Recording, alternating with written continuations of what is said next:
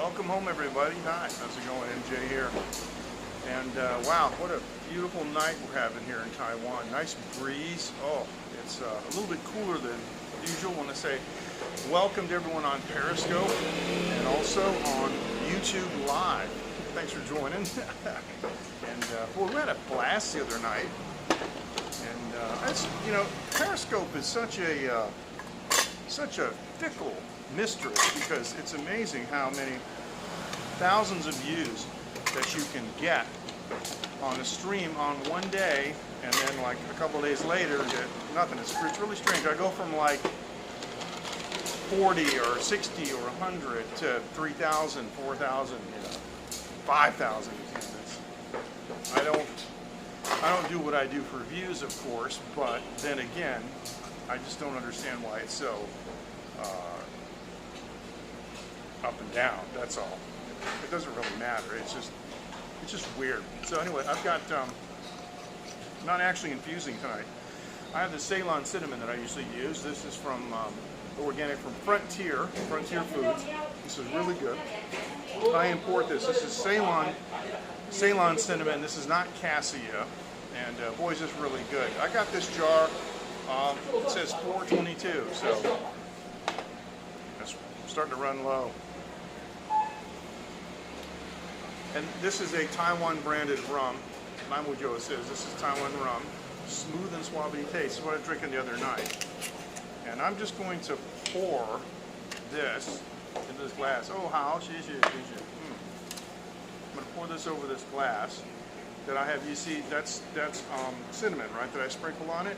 And it, see, this isn't cassia, so you can ingest as much of this as you want, except they're doing, excuse me, oh, hot pepper over there. Oh my goodness, hot pepper. And so we're going to pour this rum over the top of this. All right, that's a good amount of rum, but that's okay. I'm going to be adding soda water to it. And this is a brand of soda water we have here in Taiwan, but it actually,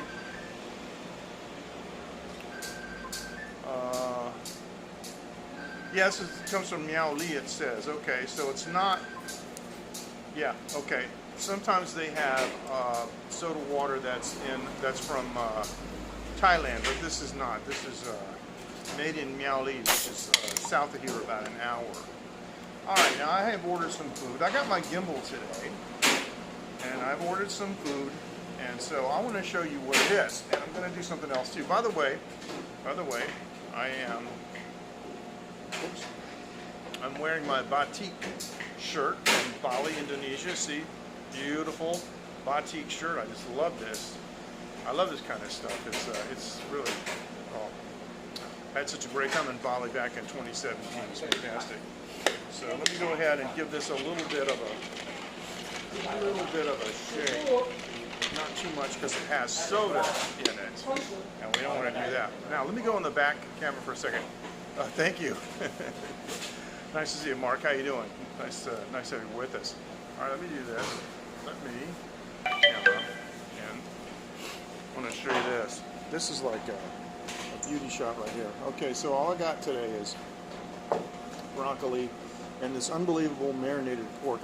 I think I see my new thumbnail right here. That's what I think I see. Yeah, I think this is my thumbnail for tonight. So, all right. So now today we had in Taiwan an annular eclipse. An annular eclipse is where it's a solar eclipse that would otherwise be total. Hey, Wenwen, ni hao, ni hao, ni hao. Ooh, the boss lady showed up. Wow.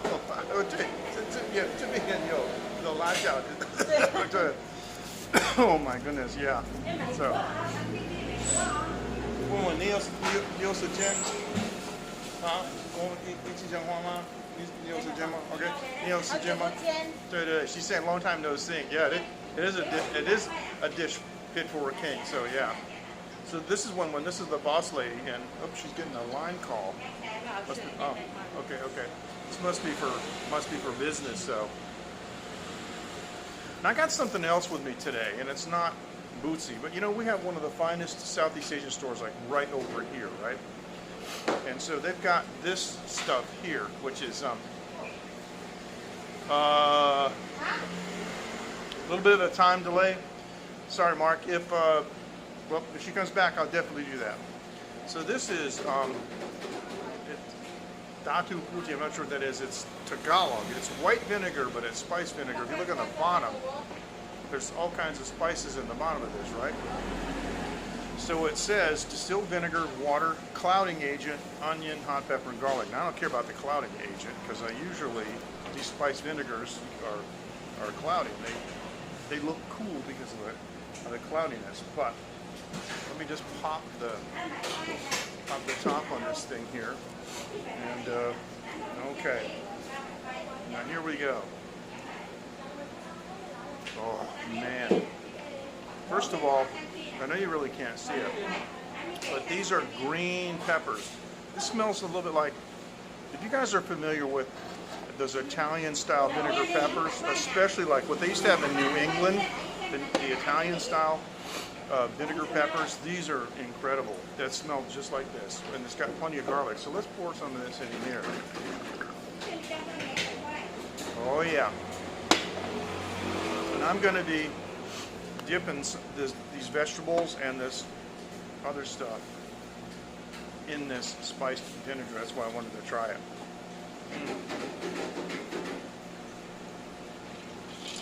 So, I was starting to tell you about the Annular Eclipse. Let me go ahead and do that, and then I can show you, or I can taste test this vinegar in a second. Now, it's live TV. I'm going to blow my nose off camera. Okay, we're back. Thank you. And so in South Taiwan, it was actually 93% total. See, what it is we all know what an eclipse is, obviously. I mean, thousands of years ago, many primitive peoples didn't know. But, you know, eclipse just means something goes in front of something else, right? And so there's a solar eclipse, so it's the moon between the Earth and the Sun. But due to the orbit of the moon around the Sun, the position, or the distance away from the Sun, you know, the moon apparently is smaller or larger depending on how far away it is, right? And so sometimes I'm a creationist, okay? I don't believe in evolution, I believe in creation. And I think it is not a coincidence that the moon is like exactly the same size as the Sun, relatively speaking, that it can make an eclipse. It's incredible. So, an annular eclipse is when the moon is a little bit closer, a little bit further away from the Earth, so its apparent size is smaller, and then there's a ring around the Sun, around the outside, if you understand what I'm saying. So, I guess I could illustrate it by saying, you know, this is a diameter and this is a diameter, and one of them is clearly smaller than the other. If I go like this, you can still see some of the outside, but you know, if I go like this, you can't see any of it because it's closer. You see what I'm saying? And so the moon being smaller, being further away. Well, there you go. I guess, you know, I wasn't prepared with any visual aids, but I wanted to show you because what we did today was we made a small little family project about it. My wife showed me a YouTube video last night about a teacher here in Taiwan. Right. And it would otherwise be a total, you know what I'm saying? Because it's like right there. It's just that it's smaller. And so southern Taiwan had the full annular. Here where we live, it didn't quite make it all the way across to the center of the disc. I didn't feel like going all the way down to South Taiwan just for that. Not to minimize the funness of these things, though, I have had some really nice solar and lunar eclipse experiences when I was young, and it was really an educational experience, and I loved it. And so, my wife showed me a YouTube video where a school teacher in Taiwan made a viewing box, just a box, and it had, he cut out a hole, covered it with aluminum foil, put a pinhole in it. Then he cut out another hole that you could look in and see how the pinhole would, you know, bounce off the back wall of the box. So my wife showed this to me last night. I said, okay, you want to make one of these? She said, yeah. So we were kind of limited as to what we had on hand, but I had a rather big box. I had just bought a couple of fans and installed them in our foyer to take some of the heat out. So I had two of these fans, 14-inch fan boxes, and I decided to use one of those, kind of big. Let me show you the project. So we made like a little family project of this. This is Phoenix looking through this box. Now, the little white square on the far left, not the rectangular one along the side, the square of white paper, it's white cardboard actually, along the side of the box, I put to sort of light proof the joint, you know, where the box folds together. But the little square is a flap that protects the foil with the pinhole, because if you destroy that, you destroy the whole thing. It just doesn't work. So you can see let me do this, let me zoom in a little bit. You can see right in the center that's a piece of aluminum foil that I have put tape around, and there's a section in the center, and there is a pinhole. And so she's looking through a hole on the side there with her eye, that she's looking inside the box. And what I had done was I'd put a piece of that white cardboard stock on the inside of the box. So the image of the sun would land on the white card and make it more visible and more reflective. So that's what we did for that. And this is another shot of her using it out in the field. It's quite big. It's bigger than it has to be. But the interesting thing is because it is so big, you can actually hold it back. You don't have to put your face right up to it if you don't want to. She's putting her face right up to it. I'm trying to talk over here. She's putting her face right up to it because she wants to kind of block out the sun and make it darker. But you could actually hold it away from your face and still see the image. All right, now this is what you see when you look inside the box. Now over to the right, you see a little bit of a line. That's leakage. All I did was I stuck my camera, my mobile phone camera, up to the box, you know, to the hole that you look in. And you can clearly see the solar disk with a piece taken out of it. Now because it's, you know, because it's a phone, you can see that it's a little bit pixelated, right? But that's, you know, that's okay. That's good enough. Believe me. It was a very educational little project that we did for her, and it worked fine. And so one of my friends, Jackson, actually went to southern Taiwan today and took some pictures with his camera that he showed me. And so it never went, you know, as far towards totality here where I live in Taiwan as it was where he was.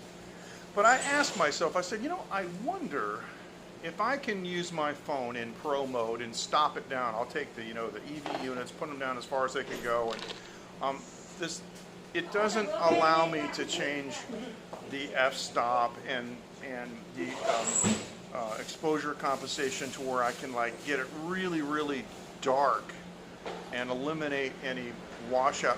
What I wanted to do, and because my phone also has a 2x optical lens, and so if I zoom it, you know, pinch zoom it, it's not as pixelated as a full digital zoom would be. Anyway, what I'm trying to say is I tried to use my camera, my mobile phone camera, and this is what I got for a picture. It's blue because it's stopped down as far as I can get. And so I got this big blob of the sun right there by the, hey Mike, how you doing? All right, Mike. Mike, you can finally join us live. I appreciate it. Thanks for joining us. So I got this big, all right, let me do this. I'm gonna blow this up. I got this big blob, come on, hello? I got this big blob of the sun right here, right? And I'm thinking, okay, this is what I got. I can't really, you know, nothing I can do. And I just shot this picture. That's actually right beside my house. You'll see that's the rail that's on the top of the roof of my house, and that is bars on the window on the top floor. Actually, it's my studio, and there's an awning over the window. It wasn't until after I'd, you know, hours later that I was reviewing this photo that I noticed that's, I don't know how to, I have no explanation for this. That's the sun right there in the center with the eclipse. I have no idea how this happened. I cannot explain this photo. This freaks me out a little bit. I don't know what's going on. I've got clearly the sun in the sky on the left. Oh, I hate that little thing I hate this little thing being there. I got the sun in the sky on the left, but I clearly see the eclipse on the right. Now, if that is actually lens flare or some other kind of anomaly, it's about as perfect as I've ever seen. There's no streak, there's no, I mean, this looks like Photoshop. Matthew, how you doing? All right, nice for you to join us. So this looks like Photoshop. This looks like I Photoshopped that little crescent in, but that apparently is a direct image of the solar disk as it appeared, partially occluded by the moon. And the interesting thing is that when I did look at it a few minutes earlier with Phoenix's little viewing box, of course, you know, it's flipped over. So that's the correct orientation, according to what I viewed in our box. No, this is not a filter. This is just stopped down on the phone. And so this is a picture that I took this afternoon. So, oh, okay. Well, thank you. We have Father's Day in Asia is on a different place. No, this photo was taken towards the end of the eclipse. This is what I'm saying, guys. I have no explanation for this photo. It shows two suns in the sky.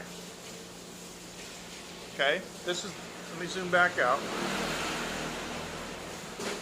That's the whole photo right there, okay? Whoops, keep seeing it. That's the whole photo. And I have no explanation for this at all.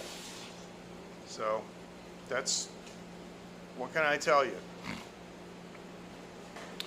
Father's Day in this part of the world is on August 8th, because in Chinese the word for 8 is Ba. And if you put, you know, the 8th of August, which is the 8th month, it's like saying 88, right? 88. So they say Baba, and that means dad, Papa, Baba. My daughter Phoenix calls me Baba because it's Chinese. That's what she likes. I love it. I love it that she doesn't call me father or daddy in English. She calls me Baba in Chinese. It's so cute. So that's the picture that I took with my Xiaomi 9T Pro, and there are two suns in the sky. So if somebody can explain to me what happened and why I have that, I would surely like to know. But just to reiterate, this is Phoenix using the shadow box, viewing box, and yeah, maybe, except Planet X would be would be Eclipse. Doesn't make sense. And this is her using it out on the street. It's a little bit big. See, it's a fan box. You see that? I took a fan out. I mean, I installed the fan. So I vaguely remember that, Matthew. Sometimes the camera does tricks, but often you can tell because it's not a clean image. You can see reflections, you know, along the way. You can see lens flares. But yeah, so that's what the picture looks like from inside that little box that Phoenix was looking through.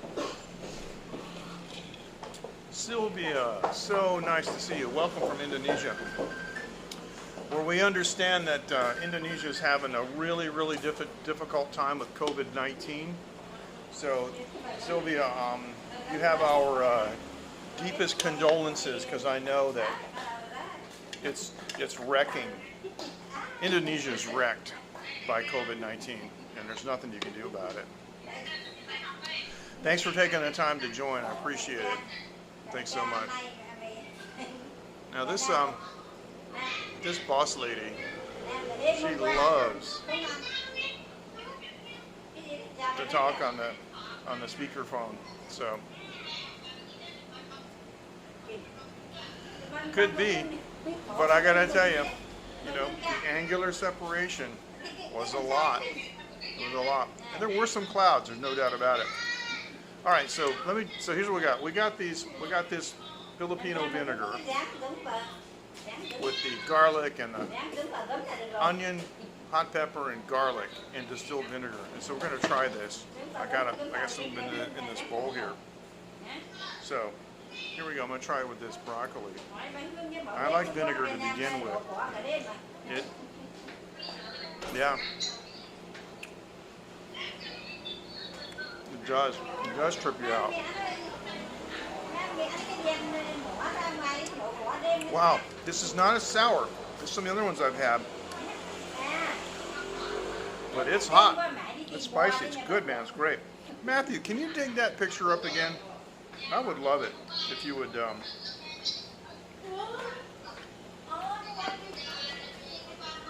If you could dig that picture up again. Posted in the late night group. Us too. Thank you, Sylvia. And you know, I'm wearing my batik shirt that I got from Bali. I love this because it's got these, we call these paisleys, and the attention to detail on the shirt is amazing because this is a seam. Look at where you know, this is where the shirt opens up, right, to unbutton it. But it's like, it's meticulously, perfectly matched. If I hold it tight, you can't even tell there's a seam there. And the colors of the button perfectly match the shirt. I mean, unbelievable. And inexpensive. What an excellent value. I mean, we're so looking forward. Okay, thank you. Appreciate it. Thank you. That's a good place to put it, thanks. You know, we're looking forward to going back. We want to go back. My wife and I are already discussed it. My wife's asking me, where can we go? Yeah, coleslaw is great. There's different kinds of coleslaw too. Okay, thank you. I used to eat a lot of slaw in North Carolina when I lived there. So I haven't tried the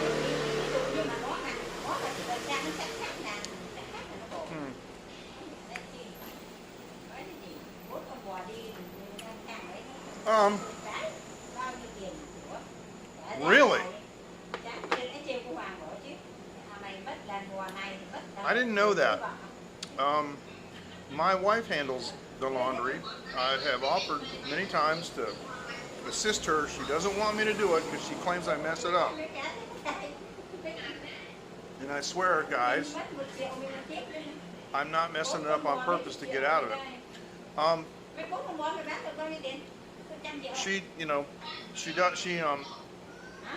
Line dries it out in the air on a hanger, you know, on a clipped hanger. You've seen the kind of clip hangers we have here in Asia, obviously.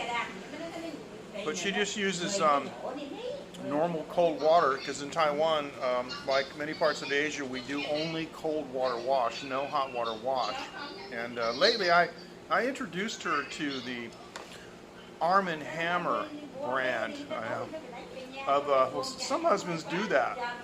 Their wives would like for them to help, so they purposely like destroy stuff, like they wash dishes, they break 3 glasses and all.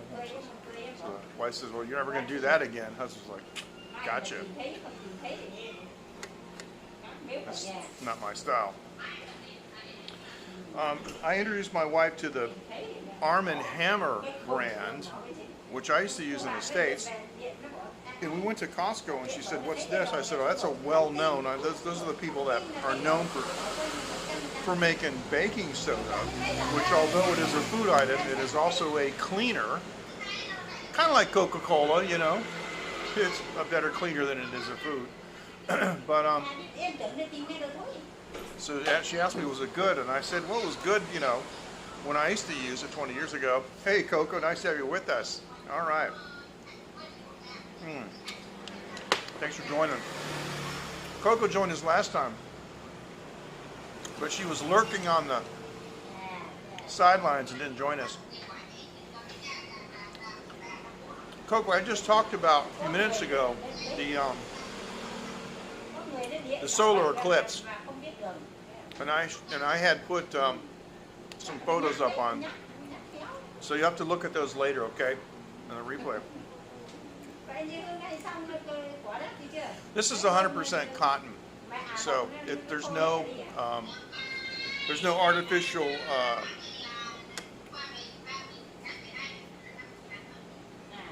components to the no artificial materials in this. This is 100% cotton. But Sylvia, she bought, because we're at Costco, and she bought like a huge thing, it was like this big, of this Arm & Hammer stuff, and she used it all, and she really liked it. She said it cleaned very well in totally cold water. And so last time we were at Costco, we got another one, and so now we're on our second one. And looks like got a notification on my watch. Looks like Matthew's posted us a link. Good, thanks, Matthew. Oh, you mean before? Yeah, you were making breakfast, I know. So now Coco just celebrated her anniversary recently the other day. Fantastic. And if memory serves, you guys have been married 16 years. Fantastic. Well, we love anniversaries. Because I'm always looking for an excuse to have a party. All right, now, for those of you who just joined, at first I thought this was Indonesian, because sometimes it's hard for me to tell Tagalog from Indonesian, and I know, yeah, I know, that's a stereotypical dumb American. But at least I can tell Chinese from Japanese, and Japanese from Korean, and Korean from Chinese. But this is Tagalog, and this is a spice vinegar. But they have spice vinegars in Indonesia too. And I love just shaking this while I'm talking, yeah. So this is garlic, onion, and hot peppers, and I got some of it in this bowl. And it's nice and sour and spicy. And this is that stuff I showed you guys a couple of nights ago that I've been getting recently. I only started having this like about a month ago. This is the most fantastic marinated pork. And we're just gonna, yes we are. And the spicy vinegar.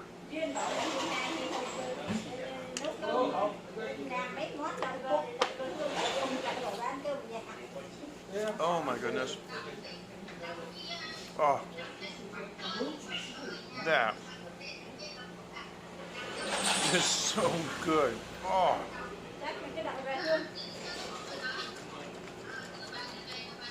I'm gonna throw a little more in there.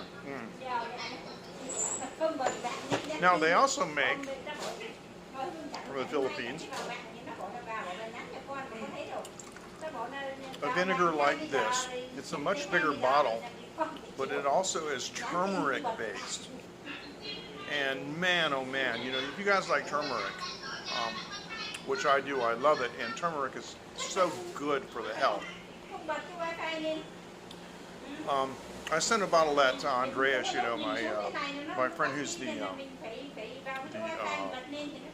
brewmeister. Yeah, now hear her talking in the background? Somebody in the world, somewhere, listening to this live stream can understand Vietnamese. And everything she's saying in this private conversation, she knows what I'm doing. The boss knows what I'm doing. I come here all the time and live stream. They know I'm on the air. And I showed the boss last time, there were like 3,800 people on Periscope that were watching me. And so they're like, oh, that's interesting and stuff. But I mean, I hope she's not like talking about, like, you know, her cousin's gallbladder operation or something. I mean, what can you do? So anyway, here we go. This is broccoli. This is deep fried broccoli. You guys have never had deep fried broccoli. It's very good. Just don't overcook it. Just quench it in the oil, just for a second. See from my notifications that Matthew just sent us a YouTube video link of that double sun photo that he took. Andreas as well, he's just really, really, really busy. He bought this farm in Hualien, right? And it had like a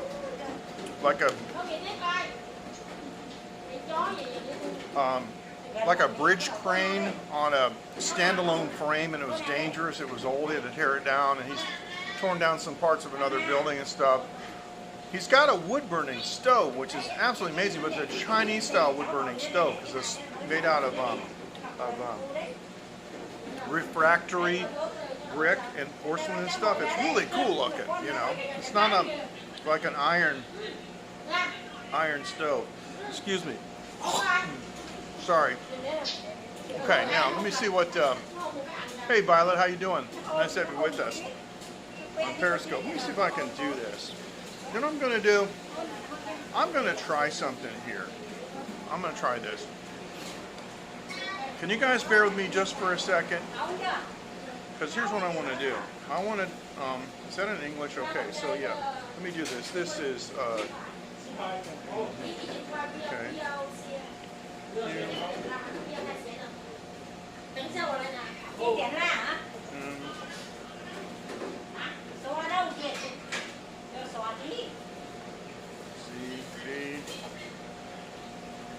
Just bear with me, okay? I'm going to try something. I've never done this.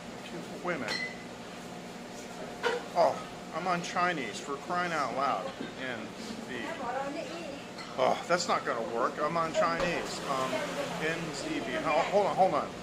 ZBD. All right, I'm going to find this. I'm just going to find this, okay? ZBD. So ZBD, okay, ZBD. Then it's an underscore. And an underscore is... Oh, come on, please. Yes. And it's... okay, so it's GCYS. What I want to do with this is I want to copy this in case I have to. Yes! Yes, I found it. Okay, this is the video that Matthew wanted to show us. Okay, it's called Two Suns. Now look at this. I'll show this on the back in a second. Let's do this. Let's go back. Let's go to the back camera. Okay, I think. Okay, now watch this. Wait a minute. What am I doing? Hold on. Go back. Okay. I hate that. This is Two Suns. Look at this.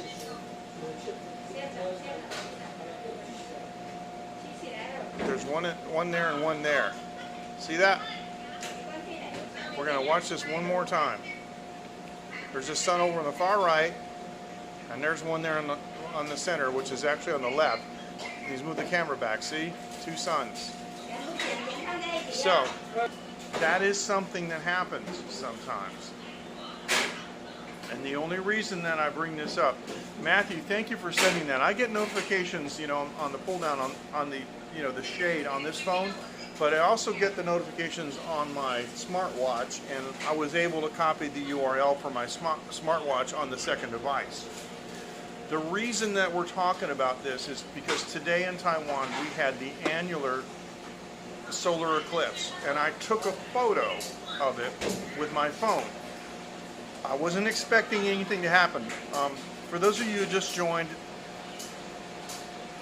well, okay, listen, I'll go through this quickly. I'm sorry to bore, those of you who've been watching me, and I really appreciate you guys watching.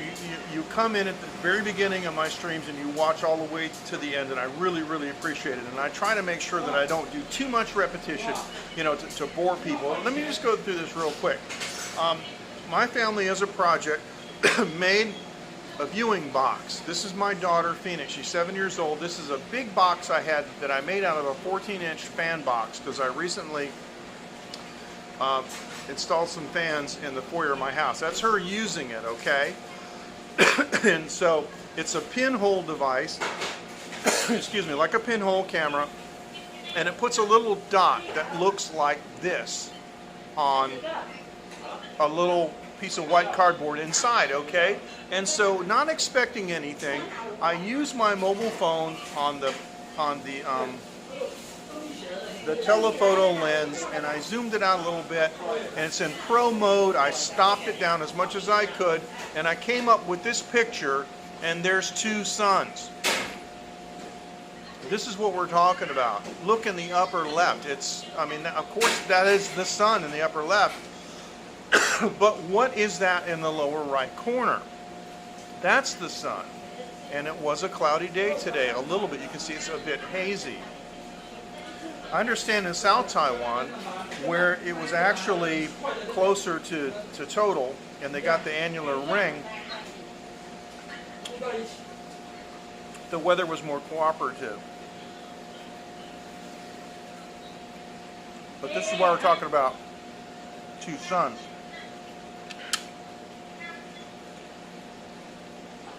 So anyway, I posted it on Twitter. So I took a photo that I can't explain. And so far, nobody's explained it. So what can I say? But that was very good. And I'm going to save this.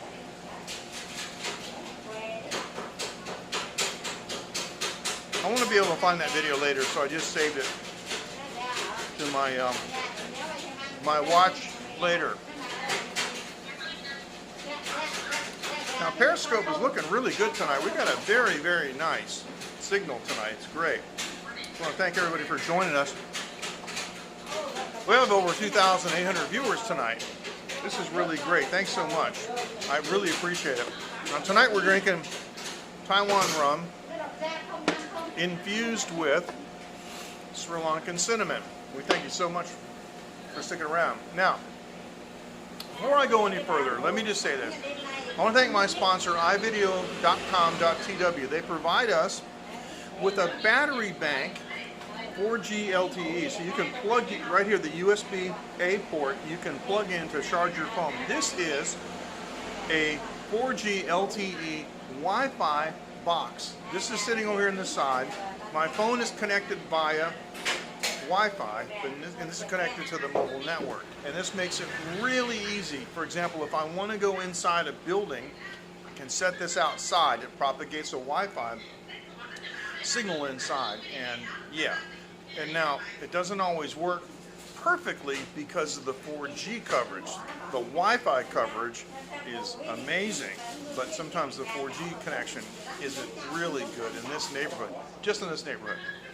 But if you go to ivideo.com.tw, look in the description and look in the profile, depending on the platform that you're watching, get a 10% discount every time you use the service. It's worldwide. I know right now people aren't traveling that much, but when we can finally start traveling again, those of you who know When I was in Thailand, I used one of their 10 country Southeast Asian Wi-Fi boxes, and it was incredible. We did some really amazing live streams on several platforms, multiple platforms using Prism Live, and their Wi-Fi service really appreciate it. Now I got my gimbal tonight, so we can take a little walk later if you want to, since we have such a a large audience with us tonight.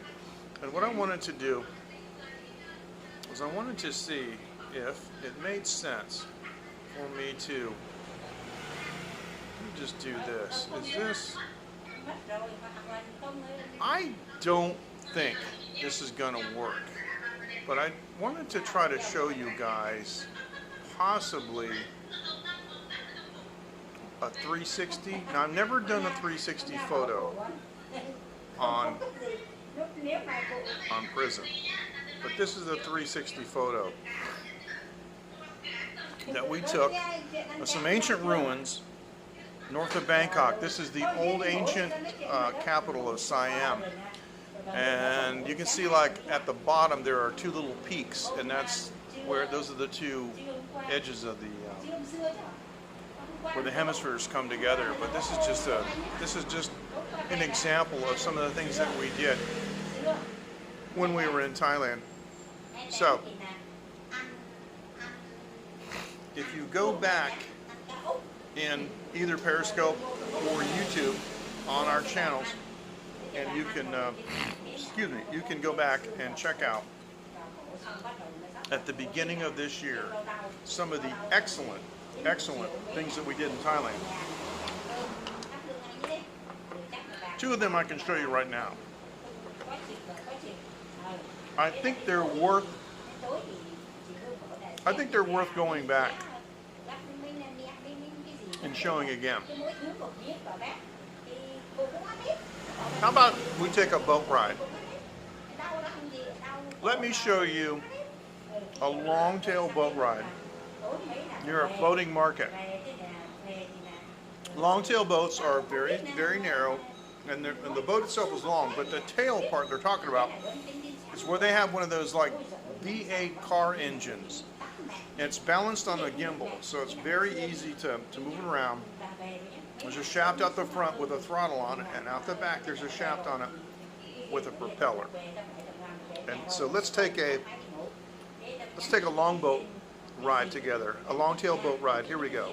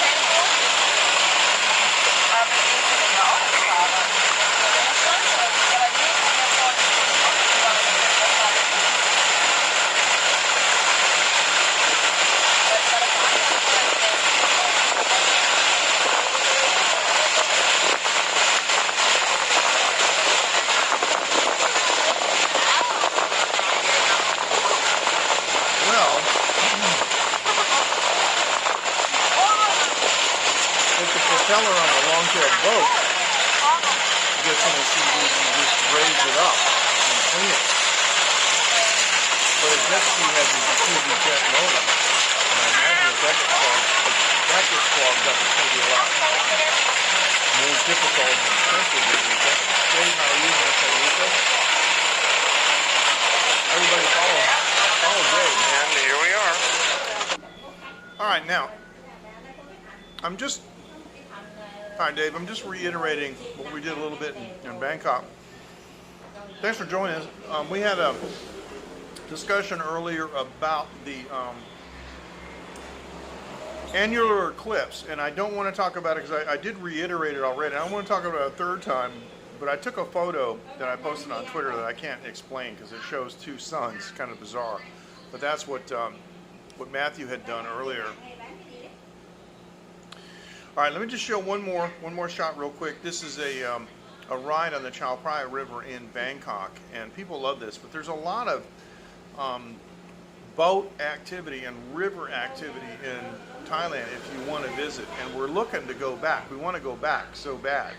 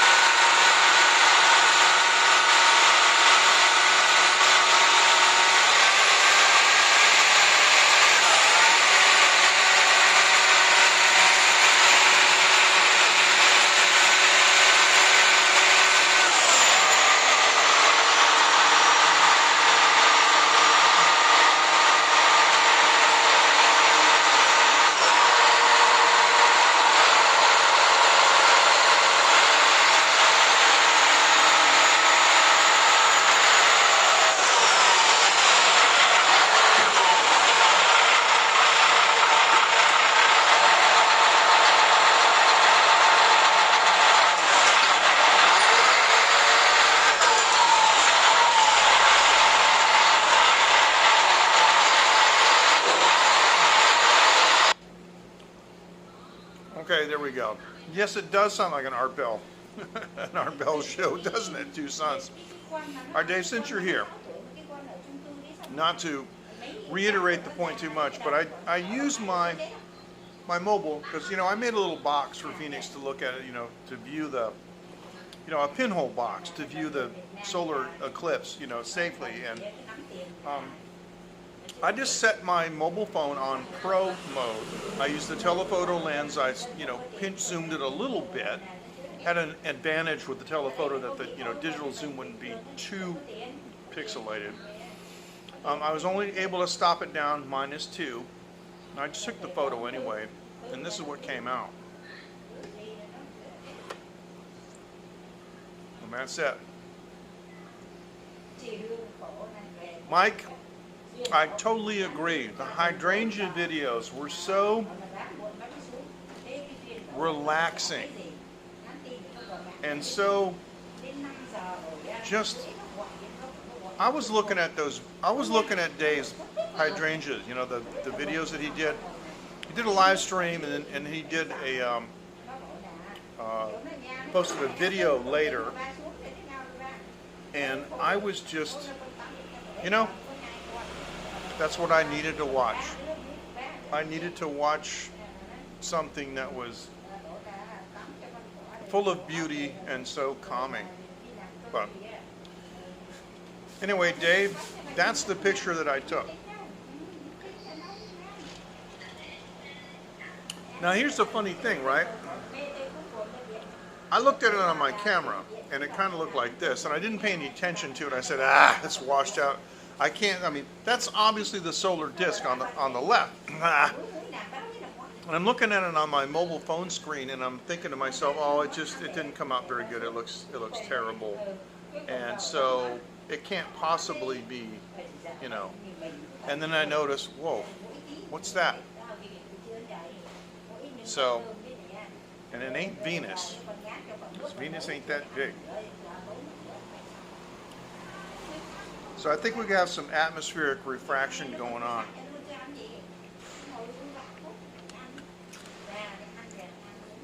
That's obviously the solar disk off to the side. I know. Off to the right, I mean. That's obviously the solar disk. I mean, it's partially occluded, isn't it? It's partially occluded. This is the story of my life, man. Stuff like this happens to me all the time. I mean, clearly that's the eclipse on the right. But on the left, that's also. I just think we have some. Well, you know, depending on weather conditions, and we talked about this before when I debunked the transparent alien in Taiwan.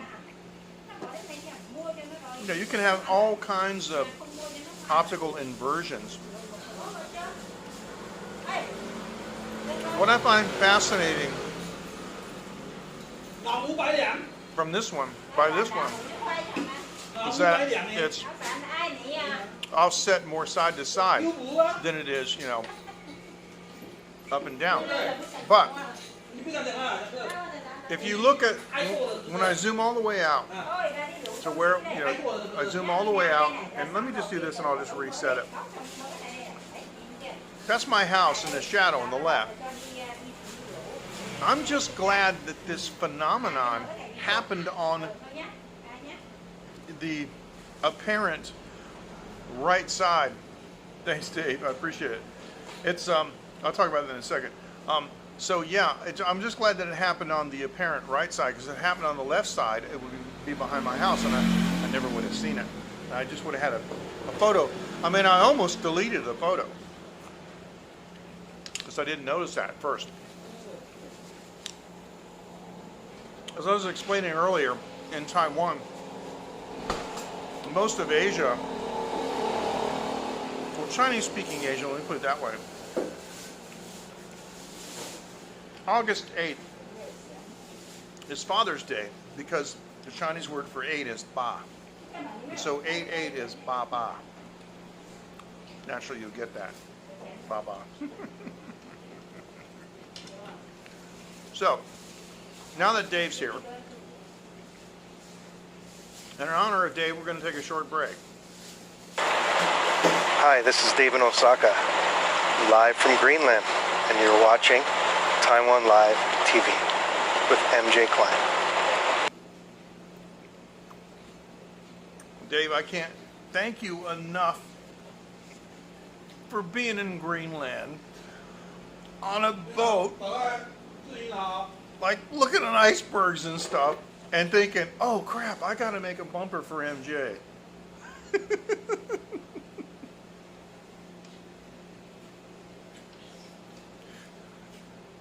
You're the best, man. That's incredible. Because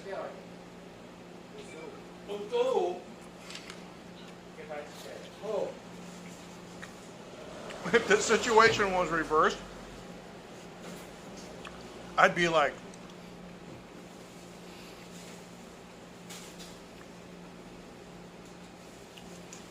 no. It's fine. Dude, seriously, I can't think of it even better than that.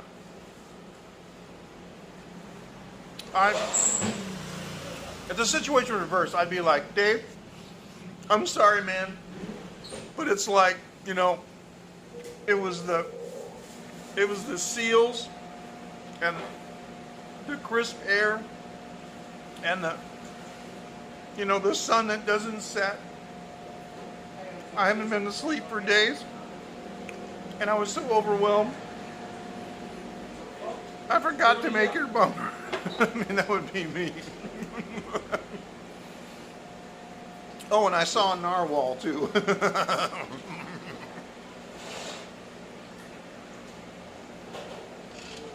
Man, seriously, I can't imagine. I cannot imagine a better one than that. Now, Dave, you'd love this because I was showing this earlier. This is spiced vinegar, right? It says it's got distilled vinegar, water, clouding agent, which I don't care for, onion, hot pepper, and garlic. And it's really like, oh, unbelievably sour and spicy. It's beautiful. You should have had the drone, but cocoa, I mean, it's like, should have had a drone flying from a distance with the ice fjord behind me.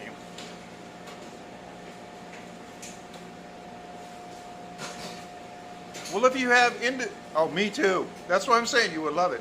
Well, if you have individual clips, Dave, give them to me and I'll combine them, okay? But cocoa, I mean, seriously. I mean, you know, am I right? Seriously. This is Dave, right? He's, you know, he's on this boat and he's looking like, oh, this is magnificent. What a beautiful day. The sun's shining, of course, because it just does a rim. It doesn't go below the horizon. It just makes a rim, you know. And yeah, it's a beautiful day. We got a nice breeze. It's nice and cool. It's not humid. I'm out here. I'm looking at these icebergs. It's like, oh man, oh, I gotta make MJ a bumper. I mean, seriously, who does that? Oh, I'm gonna cry. But I want to thank you so much. I mean, look at this again. You guys think I'm exaggerating? Look at this again. That's, I mean, look at this. I haven't even started it yet. Look at that. Well, Coco with the train station, I gotta tell you, that was a piece of artwork. That was a piece of art. Look at this, man. I mean, those are icebergs and stuff, you know? I don't got a picture of me in front of an iceberg, okay? Hi, this is Dave in Osaka, live from Greenland, and you're watching Taiwan Live TV with MJ Klein. Yeah, I mean, come on. Fantastic. Fantastic. So,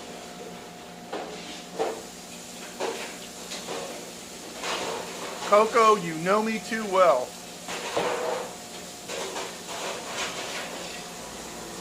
Yeah, that would be me. Okay, so, all right, so I'll tell you what. Imagine that we're on the plane. And behind me, you know, is the passengers, okay? So this is the bumper, you know, so this is the bumper that I would do, okay, so. Hi, this is MJ Klein, and I'm on the way home from an exotic location where I forgot to do a bumper for the greatest live streamer in the world, Dave in Osaka. Sorry.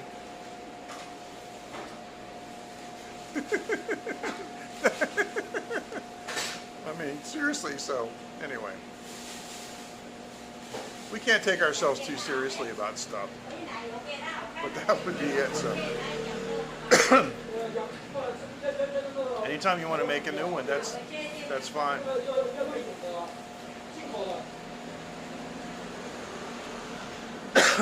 Now, excuse me. Now, I've only actually, I think, I've only made one.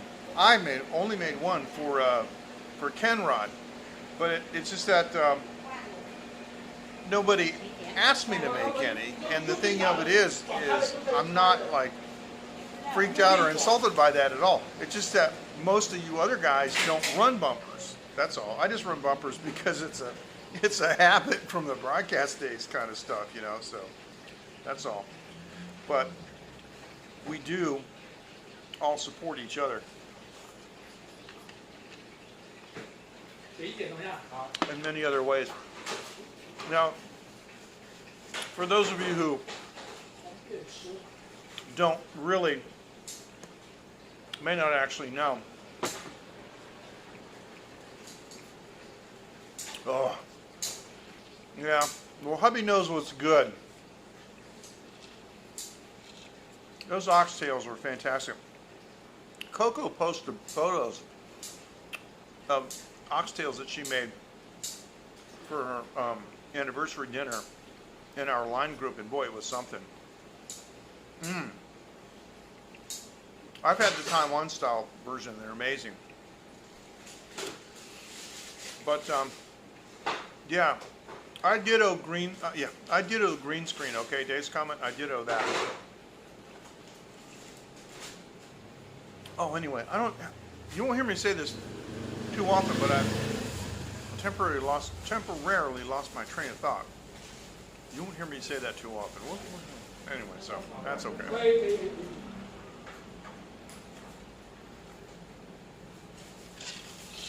All right.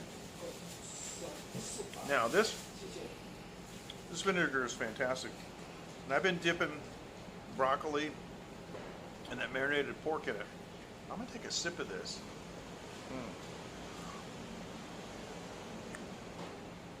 Oh. Oh, that is. Oh my word. Oh.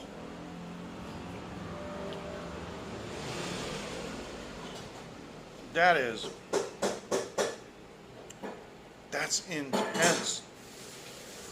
That is like a bucket, a something, like smackdown, like whoop butt or something. Just, oh, gotta do it again.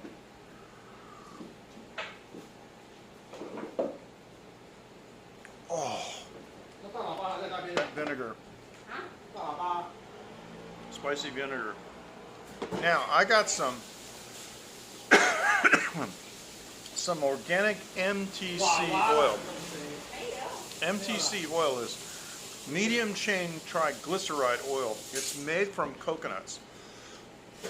Excuse me, I'm sorry. It is an extremely powerful health food. And I got a big bottle of it. And what I want to do, oh my goodness, I got to take a drink.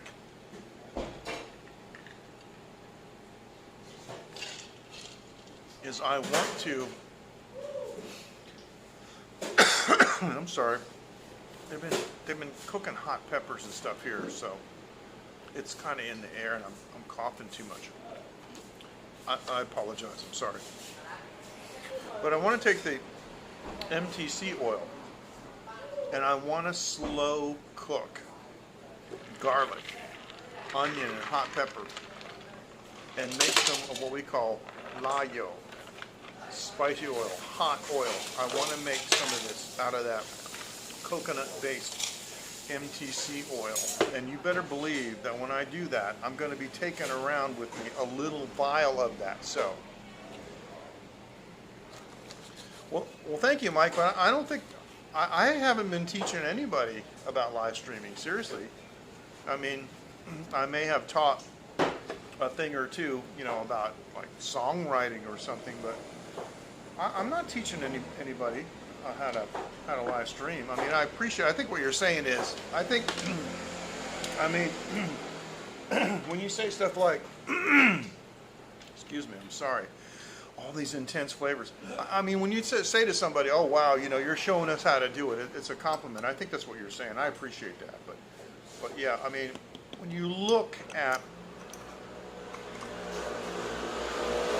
these live streamers that have longevity, and actually guys like Dave and John Ho, who come to mind, were actually doing mobile live streaming earlier than I was, mainly because, excuse me, of the disparity between development with iOS and Android. I was just thinking about this today. This is funny you mentioned this, because there's a gentleman who's the worldwide evangelist for Adobe. His name is Terry White. He's really super friendly. He's an excellent teacher. And Twitch TV has an Adobe channel, and he used to give tutorials on Lightroom and Adobe products, right? And I don't use Adobe products anymore because I switched over to Affinity. But that doesn't matter. Anyway, I remember, because I've been following Terry White since even before Periscope existed.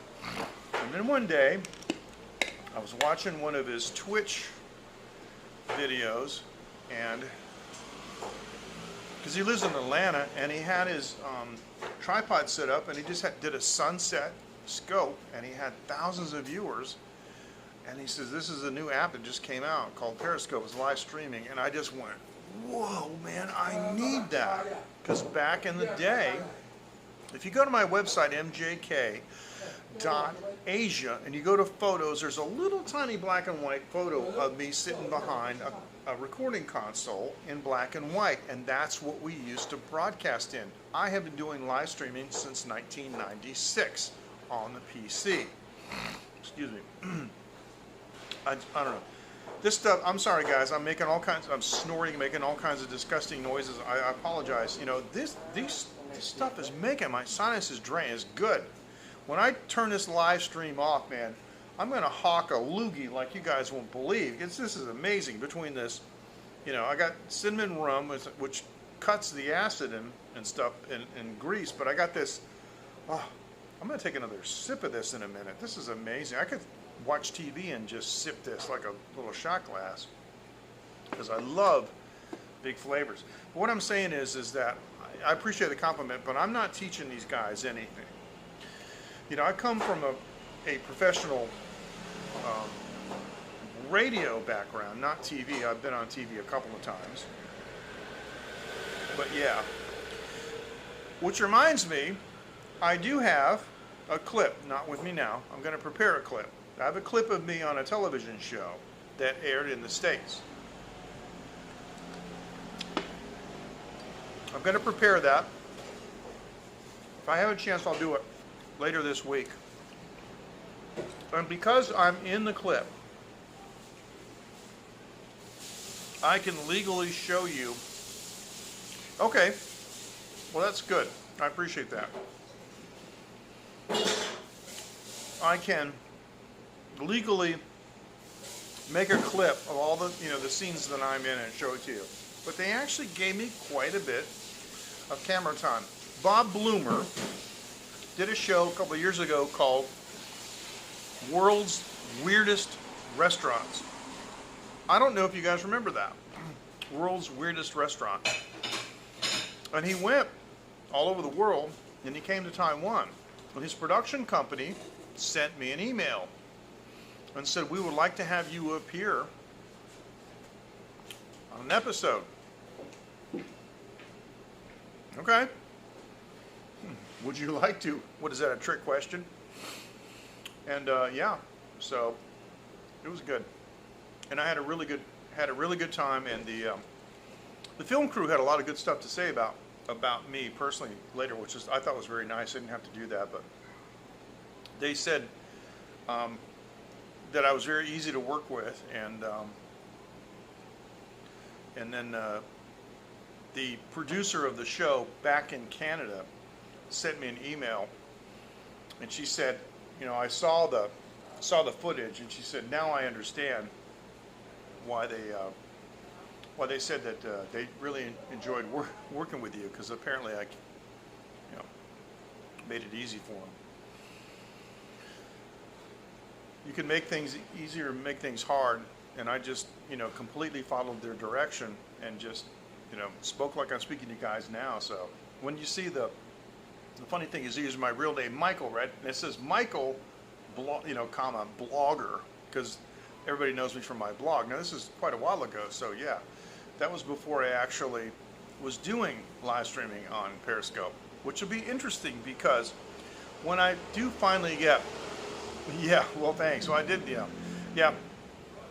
Well, I also have, okay, I have a voice for radio. Thank you, Matthew. But I also realize I have a face for radio. So let's get real. Let's understand exactly what we're talking about here. I have a face for radio. I do not have a face for TV. But yeah. So anyway, it says Michael, because what it was, you know, they had me fill out some paperwork, right? Because obviously I have to sign a release form, and I use my real name. And I told them, I said, I go by MJ, and so that was kind of a disconnect. They didn't, like in the titling, you know, when they built the episode together in editing, somebody didn't get the memo, so they just used my real name off the phone. I don't care. Doesn't, whatever. Everybody knows my real name, doesn't it?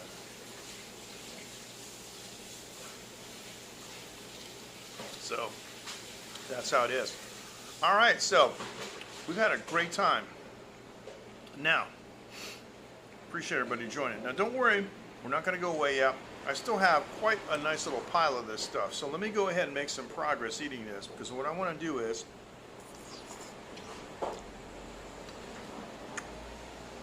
we are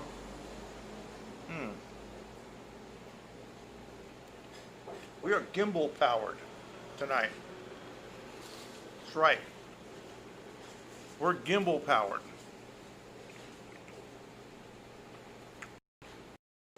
So we can walk around.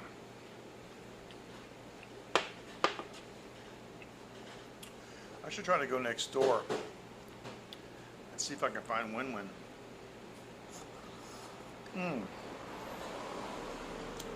Can you imagine this?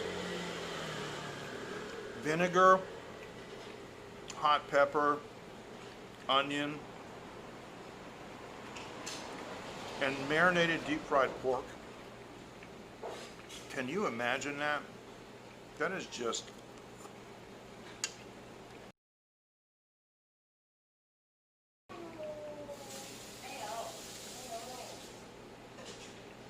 yes. 11:20.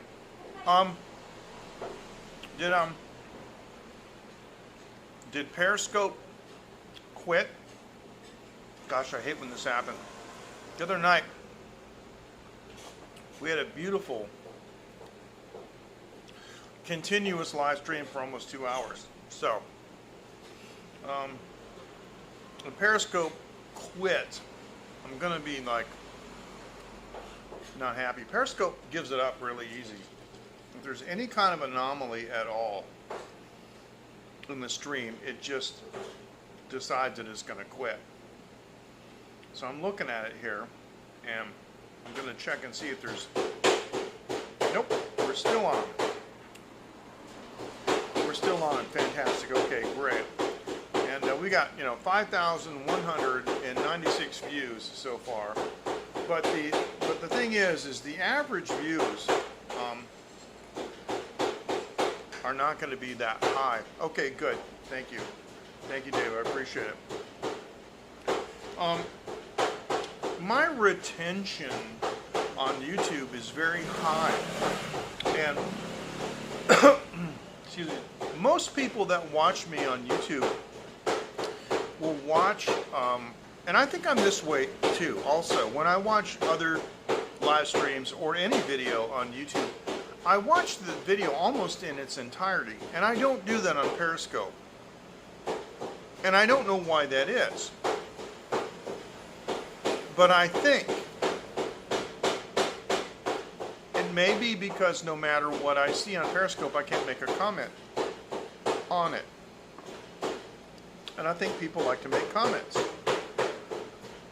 And if you're like me, there are some videos that you watch on YouTube. The video might be 20 minutes long. And you see something at 7 minutes into the video that really struck you as funny. So you'll make a comment. Ha ha, wow, that's really cool. And then you keep watching it. And then 15 minutes later, into the video, oh my goodness, and you're making comment number 2. And you might even make 3 comments before the entire video is out.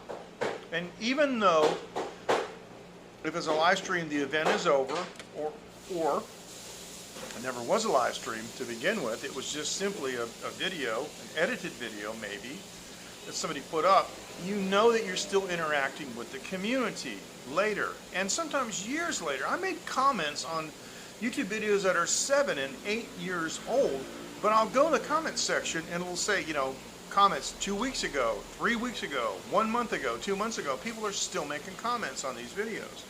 And I think that is a huge lost opportunity on Periscope. I think. it is my opinion that from the very beginning, Periscope has never appreciated the replay power that they have. It's kind of like a knowledge base. Like, okay, I'm going to give you an example because Dave is right here. He's like the last person in the list. Dave was in Myanmar, and you guys all remember he did that scope, signed off, and then they had that huge earthquake that toppled the spires on the temples that he had just been there 10 minutes, 15 minutes ago, standing there, and he might have got whacked on the head by a ton of bricks. So,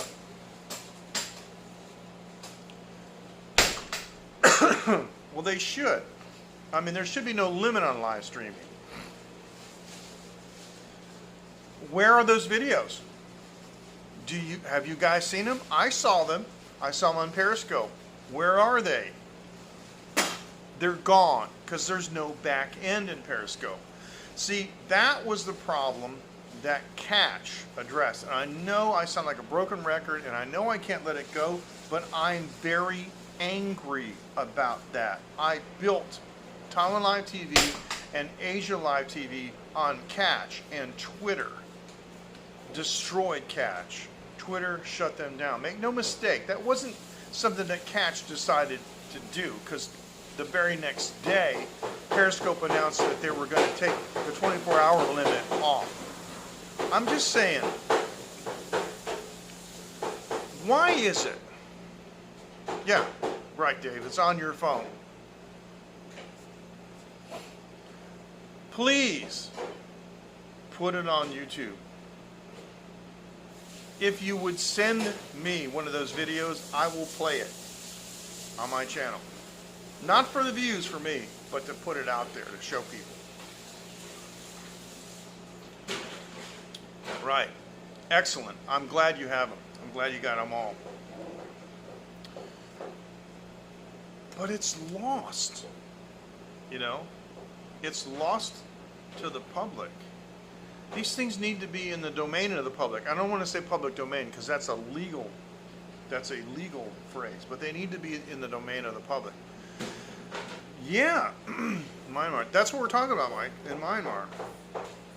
You know, and that's where YouTube really excels, because no matter, I mean, there's how many billions, I mean, goodness, of videos are there on YouTube, but if you're specific enough in your search, because it is Google, you'll find whatever you want to find. You really will. If you know the channel, you know the title, you can find it.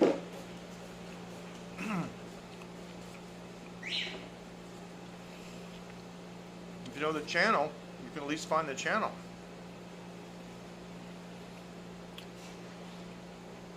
I always thought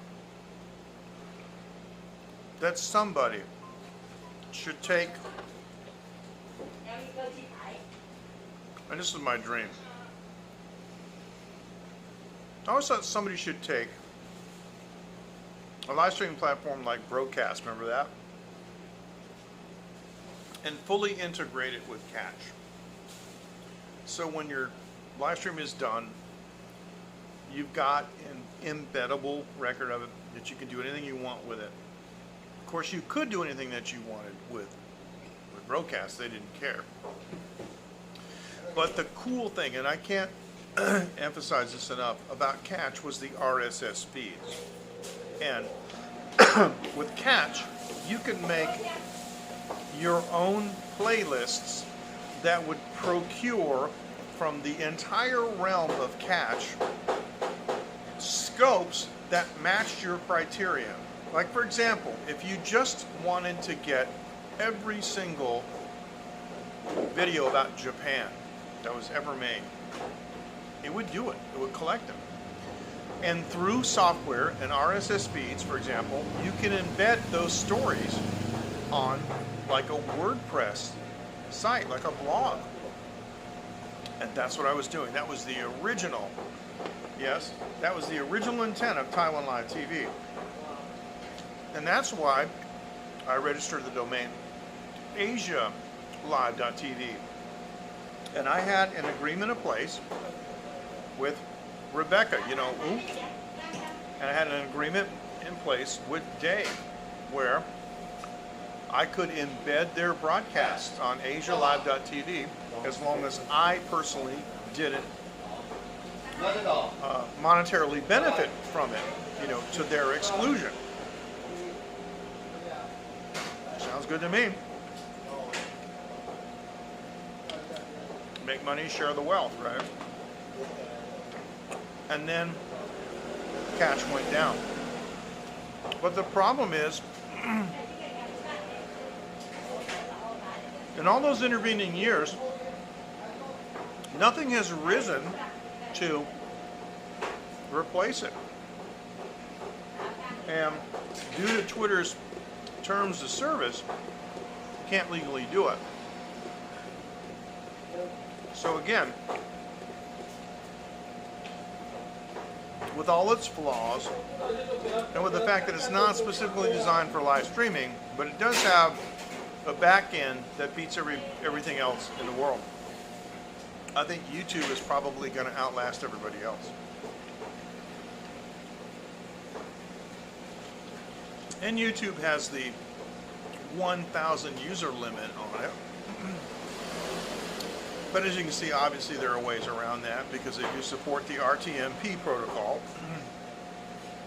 which is, you know, what I'm using with Prism Live.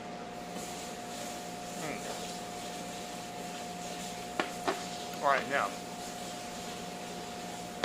I'm getting far too heavy. So let's do this. I got a little more of this pork. I'm going to dump it all in this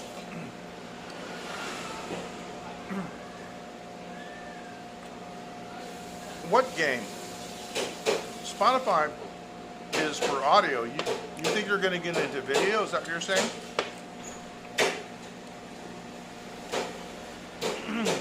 I'm an artist on Spotify, and I obviously use Spotify for artists.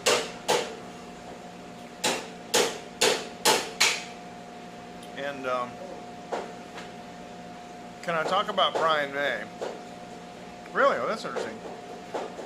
And Brian May and me, and make it fun for the last bit.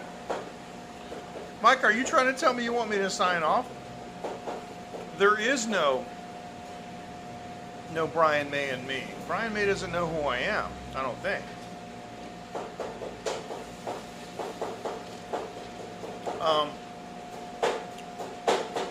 I sent him a letter and a business proposal about something that I invented, but he hasn't replied. And he probably thinks I'm a patent troll or something. Who knows? But you know,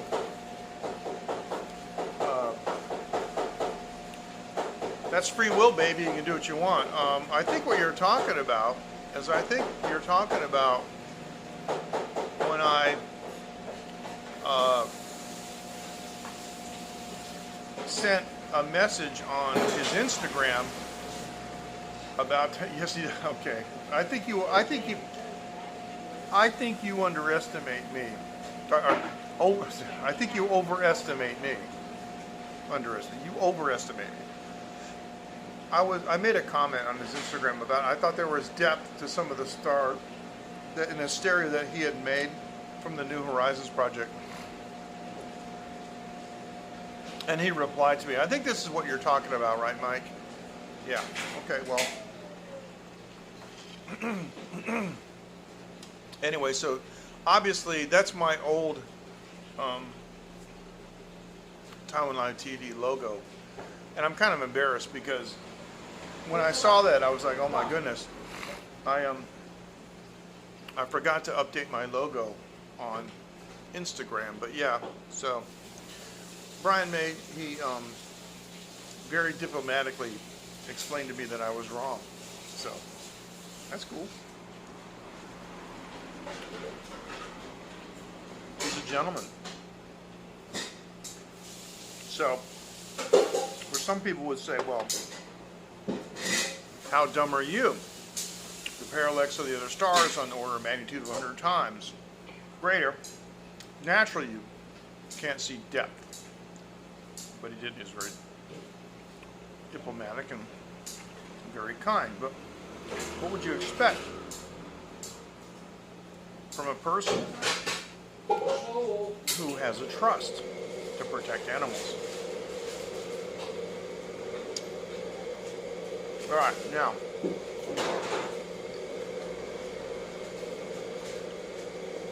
but I will say this, Mike.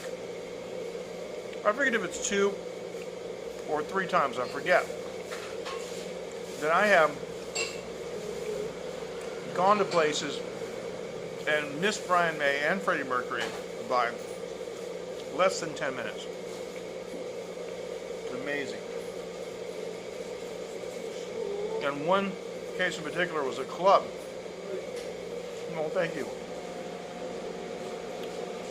In North Carolina, and I had gone out. Terry, I didn't have a driver's license. Terry drove the limo, and I took me to KFC to eat. And I came back, and everybody was wearing News of the World jackets. Like, where'd you get that? Brian May. What? Yeah, he was just here. Ugh. And they say he had his guitar with him, because in those days he carried it with him everywhere he went, because he was deathly afraid that it would be stolen, and it was one of a kind. You know that he and his father built that, so. All right, now, here's what I'm going to do. See how dark that is? I don't know if you can see how, I don't know if you can see it, but yeah. It'll probably, yeah. There you go. Whoop. That's from all the pork and stuff that's been in there.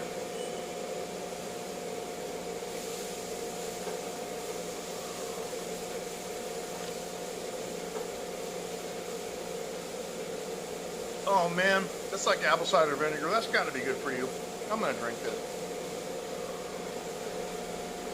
Woo! Wow. You guys know me. I'm a big flavor guy. I'm loving this. And cold cinnamon rum, chasing it. Oh. All right. I'm just gonna do this. Yeah, garlic, onion, and hot pepper though too. Those green hot peppers. Woo! Oh yeah. All right, now let's go.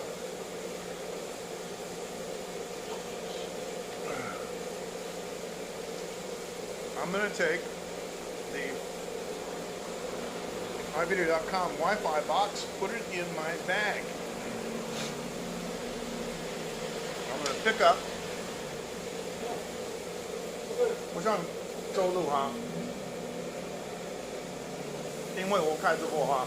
等一下未来就是哦，现在知道多少吗？啊？现在你知道多少吗？没听懂。多少？多少钱？200块。200块 ，OK， 这 OK， 哎。要结束了。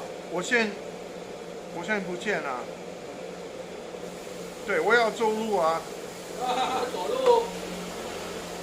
等一下我回来拿东西啊，好不好 ？OK， 好。So I'm gonna come back and pick up my stuff.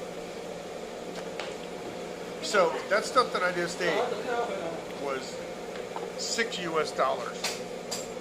That likewise 200 NT. And for those of you who haven't seen Taiwan money, on the front is Dr. Sun Yat-sen here, and on the back is the, what is this? I don't even know what that is. I don't know what that is. It's a building. Probably should know. But that is 100 New Taiwan dollars, and that is actually $3 US. So It's a lot of fun, you know. I've always enjoyed it. And it is fun. Okay, so here we go. Now, this is... Okay, I just dropped my sweat rag. That's my table with all my junk. That's the destruction. And there's the rum, the vinegar. Okay, that's the soda water, and that, of course, is the cinnamon. And this is my cup that I'm going to take with me, and we're going to walk around. Excuse me. Oh.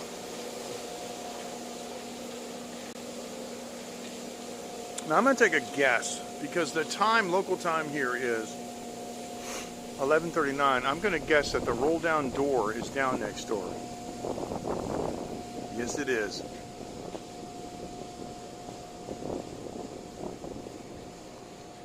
This is Wenwen's place, see? And Wenwen looks like she's closed up for the night, but she's actually not. Let's go over here to the door and see what's going on. Is it locked? It is locked. Yeah, let's knock on it. See what happens.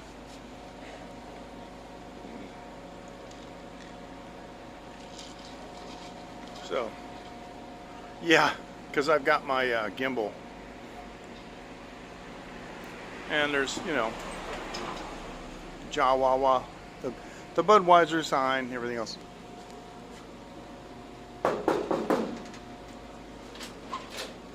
Hey, now, Wenwen-zaiма. Alright, so this is inside. And what I'm going to do is I'm going to put my Wi-Fi box down here, and I put my drink down here. What I'm going to do is I'm going to turn the camera on myself, so I don't make people uncomfortable. You know, come on, make people uncomfortable. You know, going in here. You know what I'm saying? So I'm going to go over here and check on Wenwen. You know what I'm saying? So, hey, now, Wenwen-zaima？我在楼上。楼上哦，他很忙哈，跟客人哈，就是 OK，all right， 他在聊，我跟他讲。OK。在那边。现在我也要透露啊，就是如果他有问题，如果他有空，可以就是一起开直播 ，OK，all right，thank you. All right, she said that Wenwen is upstairs with the customers. Let's do this. Let's go back in the kitchen real quick. Let's just go back in the kitchen. You can still see me. This is the kitchen. And we should be okay as far as Wi-Fi goes for a second though. Hey, you know, this is the kitchen, and I want to show you the kitchen. So, and oh yeah, this is some stewed meat. Great, and that's the kitchen. Hello. 我开直播给我客人看你的厨房啊。这什么？你知道哎？Okay, 谢谢。Okay, so that was the kitchen. We haven't done that in a while. So anyway, that was cool. So let's go back outside. And everybody in Taiwan is usually really, really cool, you know, about excuse me. Everybody in Taiwan is usually real about live streaming, but I will say this. Boy, let me say this. Excuse me. And I'll close this door. You know what? I'm not even going to bother making sure that it's shut because it's not my business. Let me say this, that I'm going to turn on the front camera. When she said that Wenwen is upstairs with customers. But these customers are upstairs with karaoke girls, right? And so a lot of them are, in effect, and I'm just going to call it what it is, ladies and gentlemen, they're cheating on their wives. They're up there with girls from Vietnam. Because in this society, Vietnam girls are viewed as being exotic. I've heard many people in Taiwan, many men in Taiwan always talk about, oh, I always want to try a Vietnam girl and all this stuff. They think they're exotic. I just think they're annoying. Because the ones that come here are just, I don't know. They come here specifically to be karaoke girls. And while, okay, I understand, you know, you got to have a job. But these hostess jobs, it's, you know, it's thinly veiled prostitution ends up being. And so I'm just going to call it like it is. So part of the reason that I didn't want to show those guys' faces was because I didn't want them to question me later about like, hey, why'd you show my face on a live stream? But you can see that we're not locked down here in Taiwan. And that's something that people still are kind of freaking out about. When I live stream and we show things from Taiwan around the world, and the fact that we're not locked down just seems to be impossible. But that's because the Taiwan CDC is ahead of everybody, and by now everybody should know the Taiwan model. All right, let's go back and look at this. This is where we just were. That's Wenwen's place there, the deep fried chicken, the big red sign, and then the sign below that, the round one, is the Budweiser sign. That's just where I was a second ago. So, now, I have quite a number of people viewing at the moment. And it's usually my policy. I mean, one time I had to quit a scope. I had over 100 people viewing at one time. Quite a number of thousands of people viewing. But I don't want to do that tonight. I want to go ahead and walk around and show some more. Oh, these shiny places here with the shiny lights are, they're selling what we call binglang, which is betel nut in English. And it is a scourge. It's an absolute scourge. Betel nut, if you are a smoker and you chew betel nut, it increases your chance of getting cancer by 40 times. Not 40%, 40 times. And so many people have mouth and tongue and esophageal cancer because of chewing binglang and smoking cigarettes. And like other parts of Asia, cigarette smoking here is still very popular. It's bizarre. In 2018, I went back to the States for 4 days. I hadn't been back in the States since 2010. And I went to the States in 2018 for 4 days to see a doctor. And I was like, wow, I had forgotten that. For the most part, most people in the States don't smoke anymore. And most places are non-smoking. Not here. Almost every male person, I'm just turning off my little beauty light here. Almost every male person in Taiwan smokes. It's really incredible. Now, it's almost midnight here, and I want to reiterate how safe, utterly safe, Taiwan is.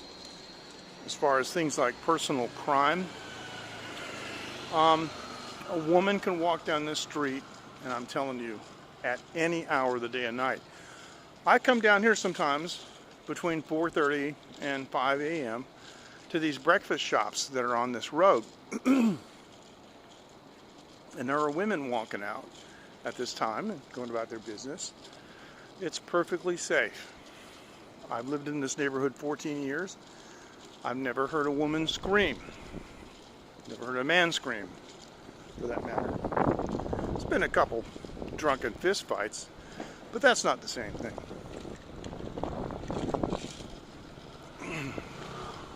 All right, now this is funny. This is a 24-hour coin laundry. See that? It says coin laundry in English. But over here, you can't read that in Chinese. That's another 24-hour. In Chinese, it says self-service clothes wash. This is another 24-hour coin laundry. And like, you know, there's one there and there's one there. This happens a lot in Taiwan. Excuse me. My throat is still not clear from all the hot pepper and stuff that we had tonight. Taiwan is so prosperous that most people can start businesses without a bank loan.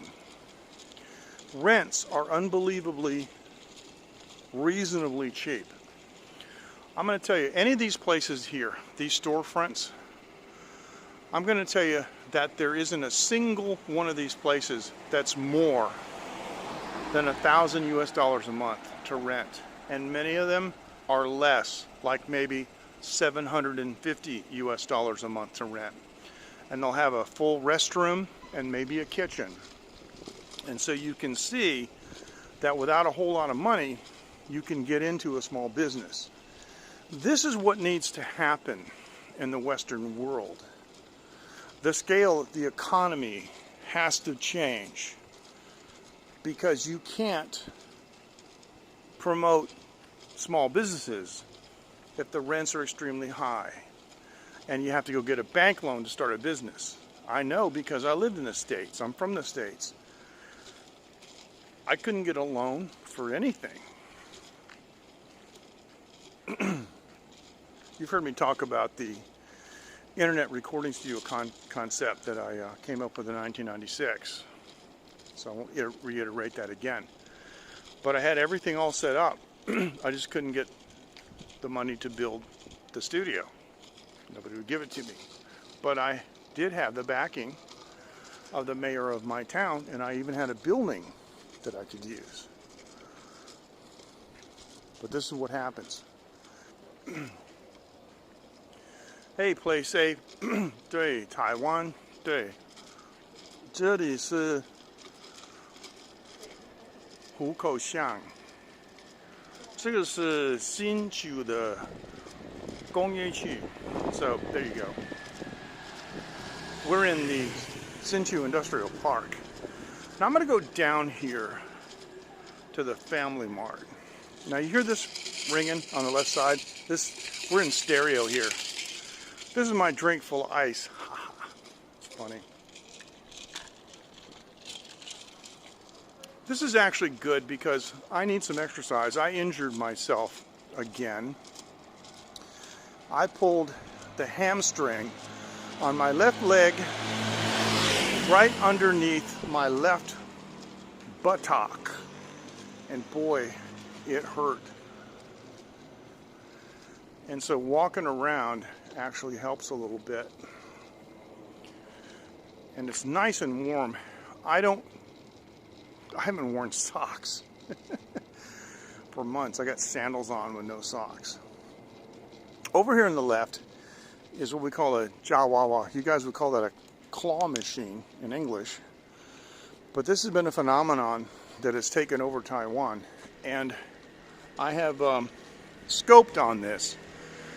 I did a scope specifically on this phenomenon, but it's oversaturated. Like, for example, here's one here, and there's one right beside it. So this really puts the cap on what I was talking about earlier about being able to open a business without having to get a bank loan. What that means is, it means that you open a business without having to do due diligence and prove to anybody through a business plan, through data, through whatever requirement to get the loan, that your business can work. So these people just come up with an idea, which basically is they just copy the guy next door, whatever they're doing. And most of them fail. Because look, there's nobody in here. There's no customers in here. These things are just sitting here. Now, it's true, rents are cheap.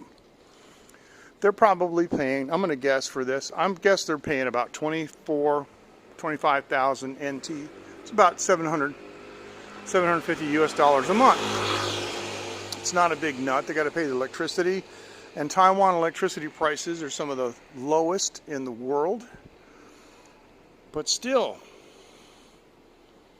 are you making that much money? Now, the other thing, too, is this will all be a co-op. There'll be 4 or 5 or maybe more people. Like some of these machines, there might be one person that owns 2 or 3. So they divide the expenses among a group of people. and that way it makes it easier. But because the economy of scale is different, if they only make like $150 or $200 a month, in many cases that can make it worthwhile. That could never happen in the United States, where $150 or $200 is like lunch money. Now this is a place here that used to be, on the left, a Thai restaurant, and now it's a Vietnam restaurant. Used to be a Thai sign up there that said Som Thai, which is the name of the guy, so thank you. Well, I don't know. That's a really good question. You know, I left the United States and I live in Taiwan now. I relate better to Taiwan, and I think Taiwan is a better, safer place. I have a higher standard of living here, but there are still things about the West that are way ahead. You know, things like attitudes about race. Don't believe, you know, all this stuff that you're reading about Black Lives Matter and all this stuff. The average American person does not believe in any of that stuff. The average American person is not racist at all. This is made up stuff so that the people can't join together against the government. So this is an old Soviet trick. And for those of you who speak Russian, you'll know this for a fact. But I don't know. I mean, I don't know about, right now we got to recover from the COVID-19 pandemic. That's the main thing we got to recover from. But for example, like these little open air businesses, this would never happen where I lived in the States. And you saw where I was eating, and I was drinking alcohol outside. This would never happen in the States. Nobody would allow it. So Taiwan is open and free in a way that I never experienced in the United States. Although people will frequently say that the United States has the most freedom in the world. It does not. I can tell you from personal experience, it does not. It doesn't make it a bad place just because of that. It's just different. Okay, so the time right now is we're 4 minutes before midnight, and this guy's open. And these are all the different things that they've got. You know, beef tofu and all this stuff, really cool stuff. And so this is all like boiled cuisine, and you can just pick out what you want here. You get a basket and some tongs and just, you know, grab stuff. All right, and over here is kind of a similar place, but this is deep fried stuff. You guys have seen this place before because I've scoped here before. Whoop, there's a car coming. I got to be careful. I want to make sure that I don't get whacked. But some of the places that I've been that I really love and I think are just open and wild and free is like Laos. Even though it's a communist country, it's communist. It's, you know, it's the Democratic Republic of Laos, and as soon as you hear the word democratic, you know it's not. But all right, look at this, and they got a couple seats out here. So look at this. This is squid, man. Wow, squid. And those are oyster mushrooms. Look how big those are. Those are oyster mushrooms there. And they got all kinds of other stuff here. I don't eat this. This is blood cakes. Yuck, I don't like that. But oh, this is a different kind of bacon wrap. Look at this. That's a different kind of bacon wrap. That looks really, really good. Yeah, that's got green onion in it. See, so, and these are green beans, and these look like chicken nuggets, you know, like McDonald's. So let me just get one of these. I'm gonna get just a.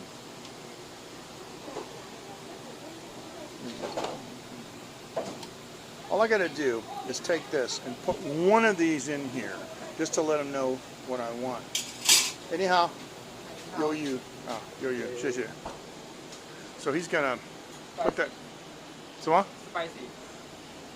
哦，你讲英文哦。要辣吗？不要辣。不要辣。 Yeah, 谢谢谢谢. He said spicy in English. I wasn't expecting that, so just spicy. I don't really like the when they do the, we call it, see, the word for spicy in Chinese is la. And so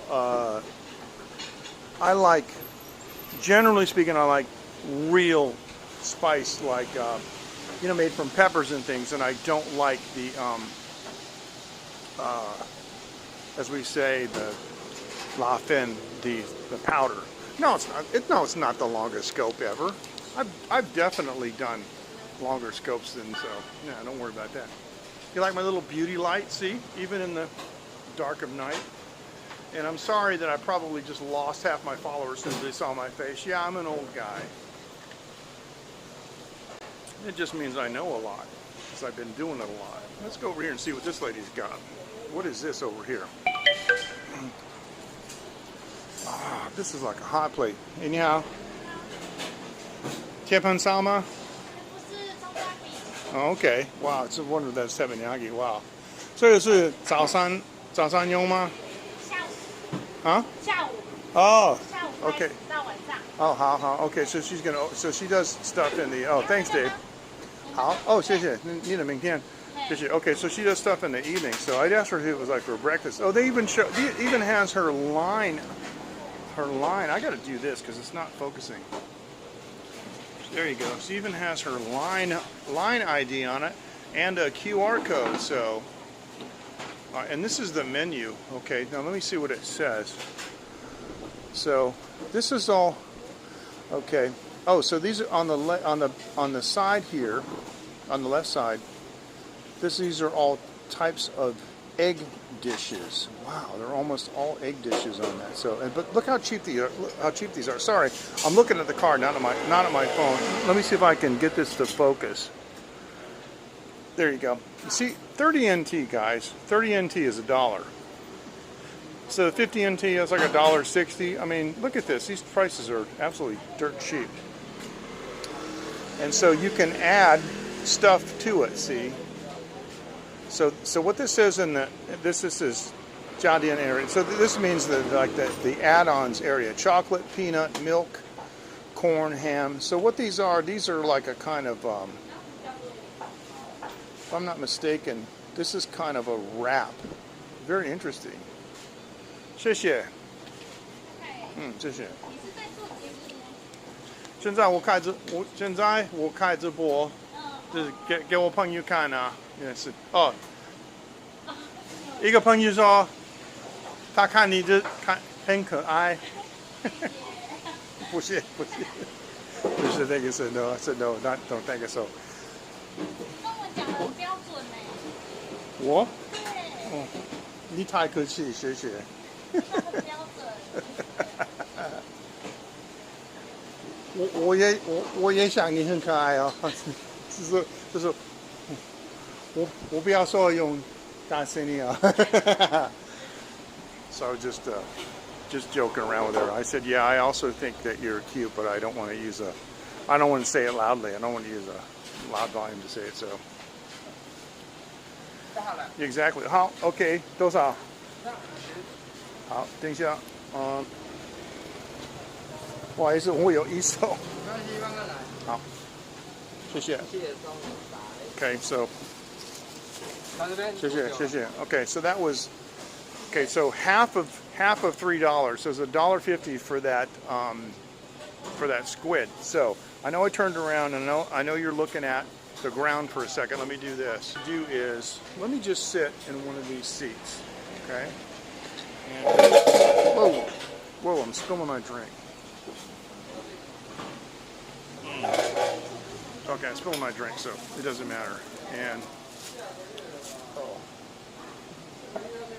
there's another seat over here. I'm going to dominate this whole thing because I just want to take the stick and oh yeah. Now here's what it looks like. Okay, this is squid. All right, and oh man, it's seasoned to perfection.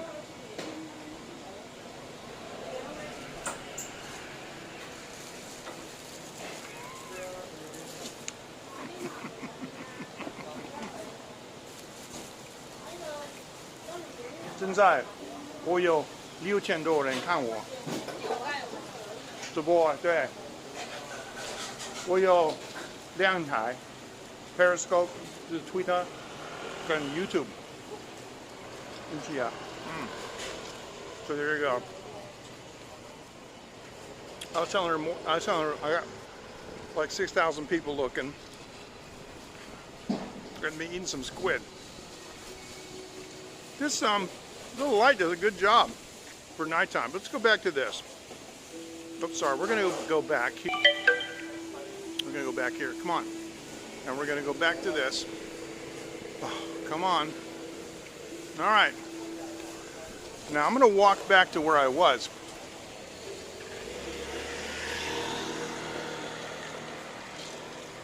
Prism sometimes has a little bit of an issue with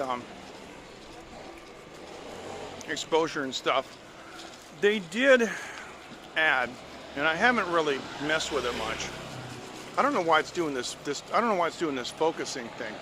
They did add a pro mode to it. Come on, get over here, do this. And camera pro. Okay, hold on. Let's see. I can't see the, yeah. Okay, I'm trying to see where the focus is.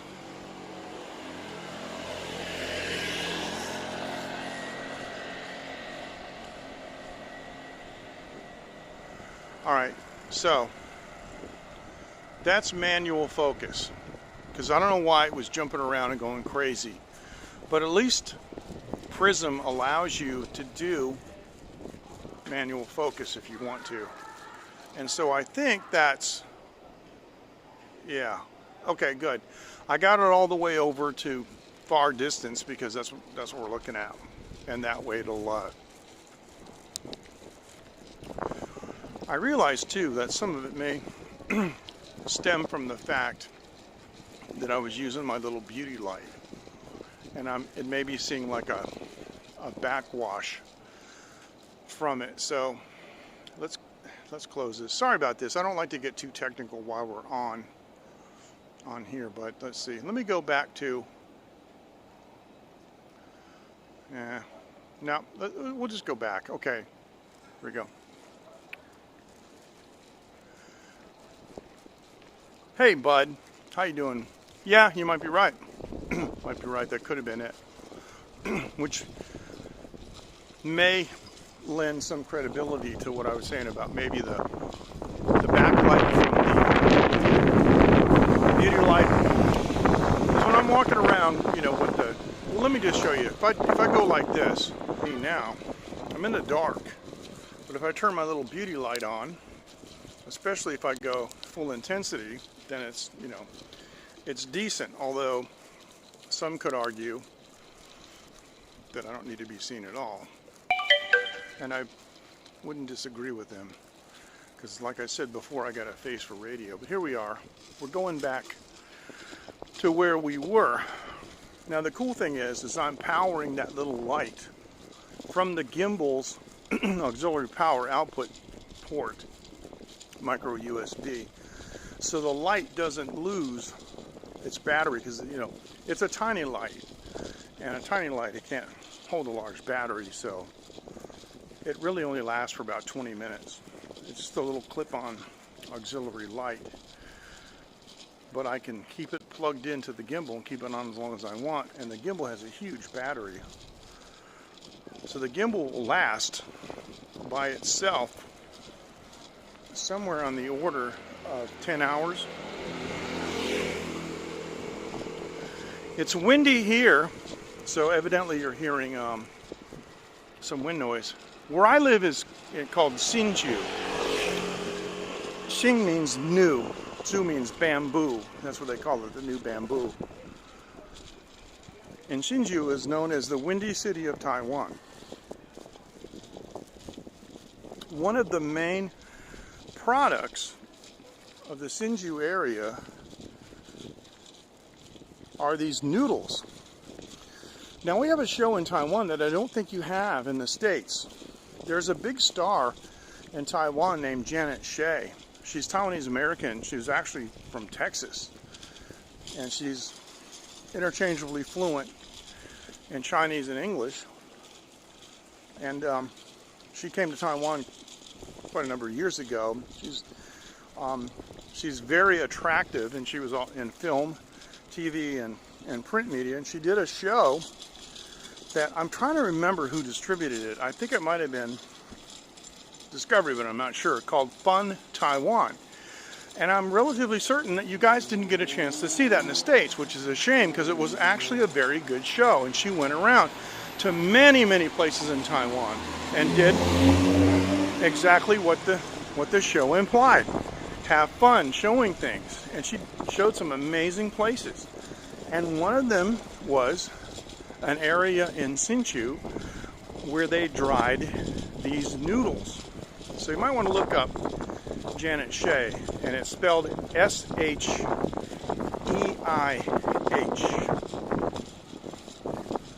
She's also on Facebook.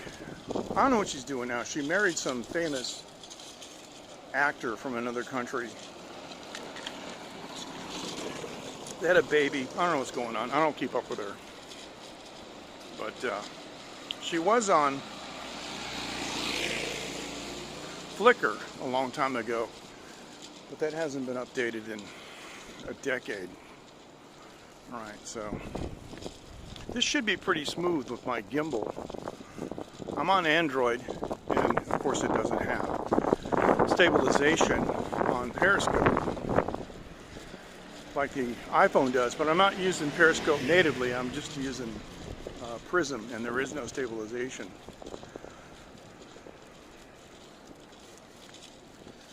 All right, so we're coming back up to the High Life. Now this High Life is where I often do live streams from.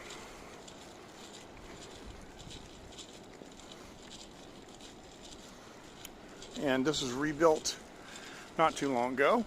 You guys probably remember.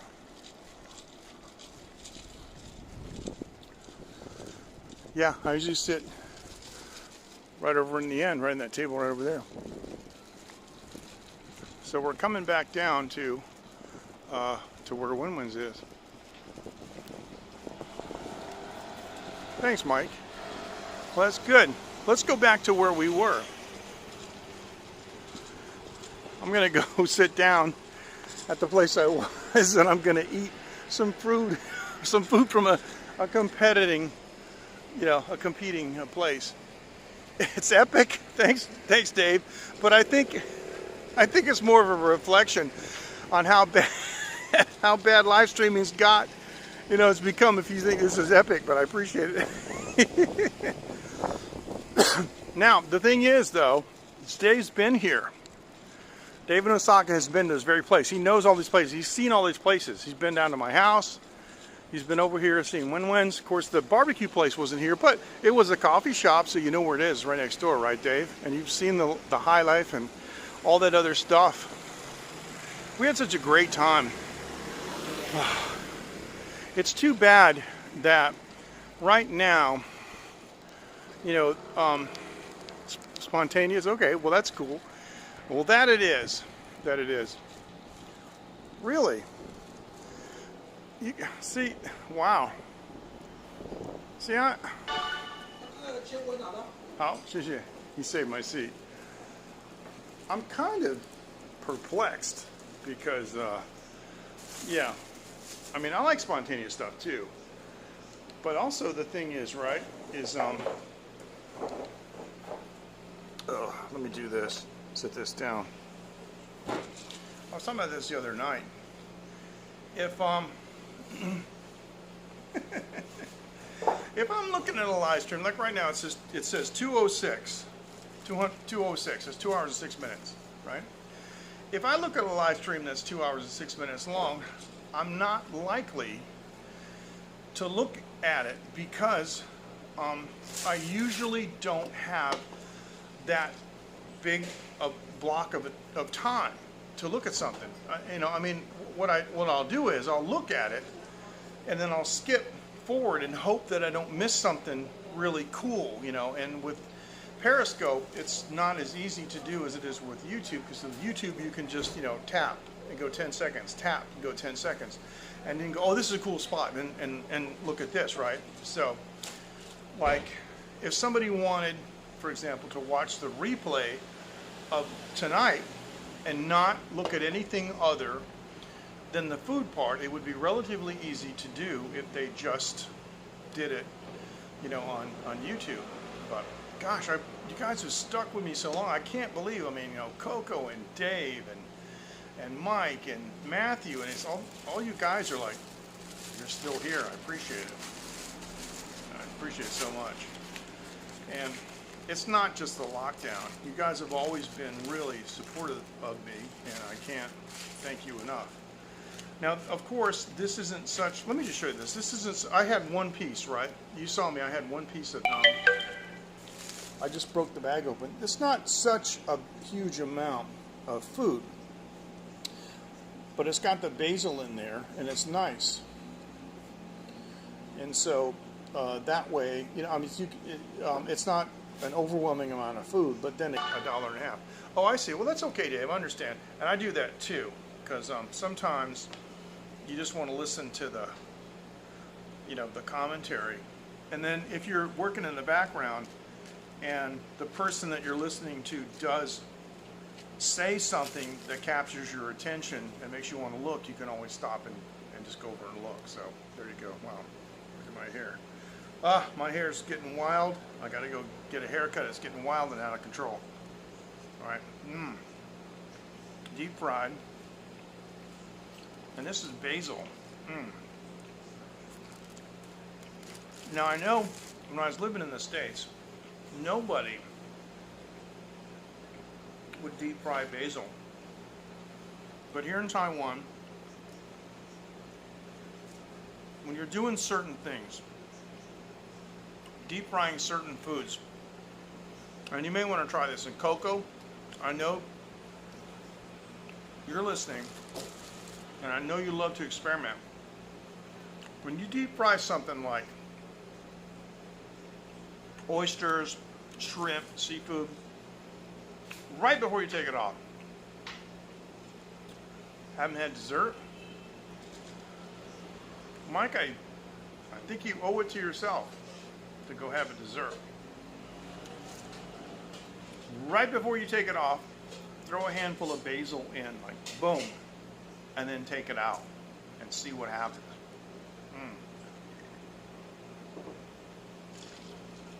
So Coco, I know your husband is from Jamaica, and he's a big flavor guy too. And if you were to do like a seafood, you know, deep fried seafood, and pop some of this stuff in here, I mean, this is amazing.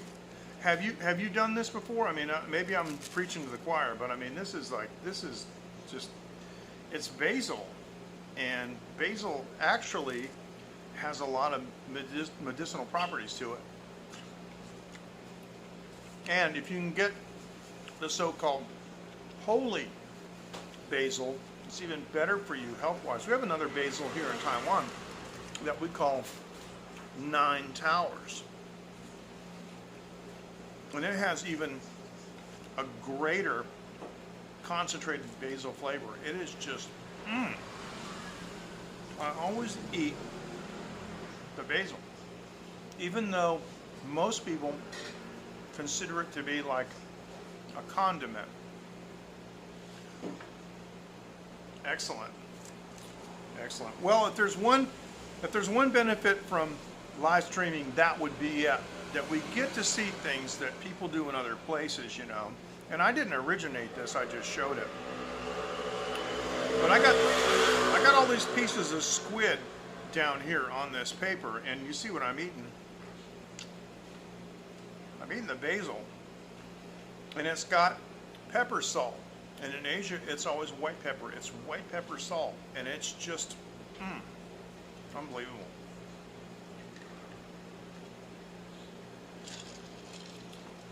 Speaking of salt, there's another area of my life that Dave in Osaka has influenced me positively. Dave was telling me about truffle salt. and I couldn't find it in Taiwan. So some friends of mine went to back to the States to visit, and I said, when you were there, would you mind getting me a small little, bottle of truffle salt? And they said, no problem. And they brought it back. And you know who loves it? Phoenix, my 7-year-old daughter. Thank you, Mike. Well, all I can say is, if I could give you a hug, come to Uncle MJ. Big hug. Of course, it's not social distancing, but that's okay. All right. This is really quite nice. And sometimes squid can be a little too rubbery. I don't know why they did this or how they did this, but when I say why, I don't know how they did this, but it's not rubbery at all.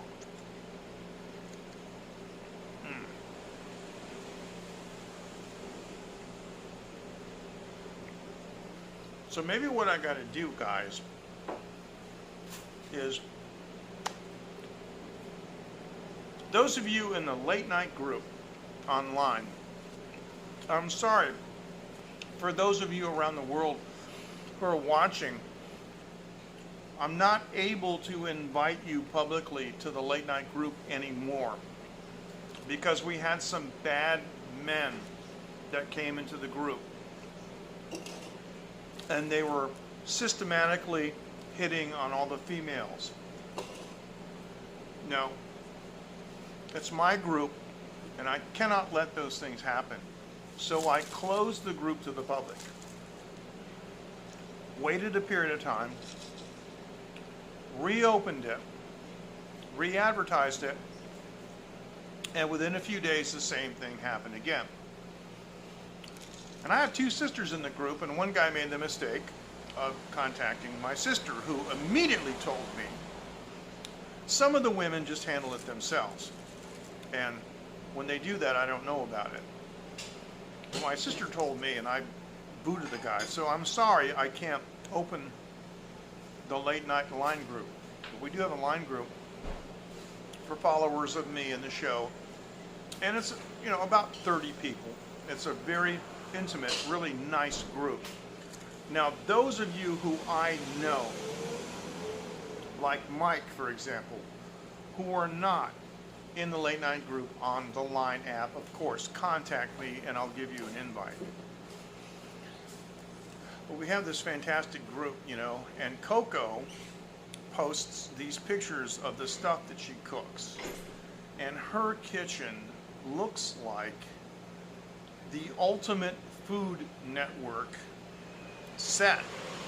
It's all white. It's immaculately, just unbelievably pristine clean. And the lighting in the kitchen is perfect for a live stream, and she uses her phone, and it looks like the Food Network's amazing. And so we have a lot of really nice contributions in the line group. So anyway, I kind of went off to the side talking about that. I'm sorry that I can't invite everyone there.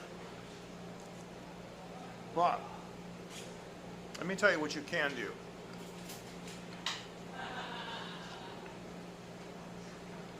You can send me an email. Look at the bottom. Late night at taiwanlive.tv.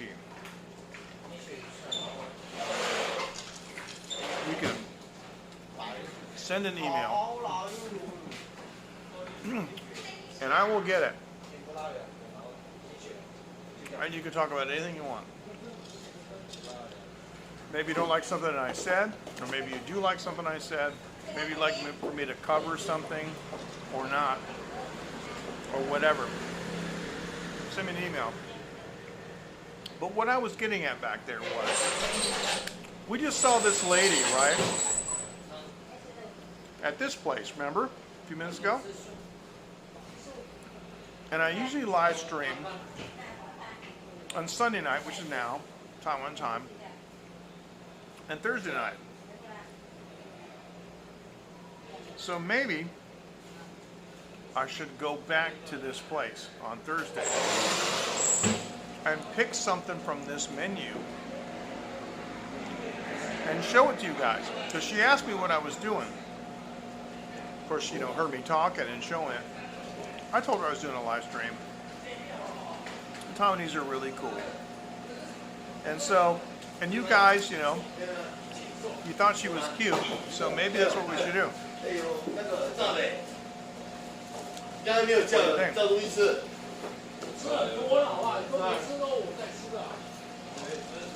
Now, you guys remember what I was saying a little while ago about karaoke girls? Those guys that just left were upstairs with the karaoke girls. Which means, if they're leaving,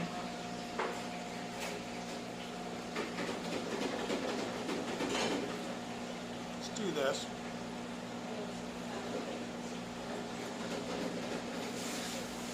I don't see anybody coming down the stairs. No, we haven't had any new postcards for quite a while. Casper told me that the link to the postcards address file download is broken, which may be true because I did clean out my web server. I may have inadvertently done something stupid. What I wanted to do was somehow move it so when these karaoke girls come downstairs, you can see them walking by. And then I don't have to say anything.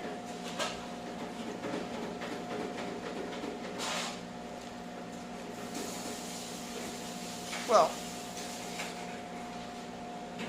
my favorite Boston artist is Boston. My favorite Boston song is More Than a Feeling.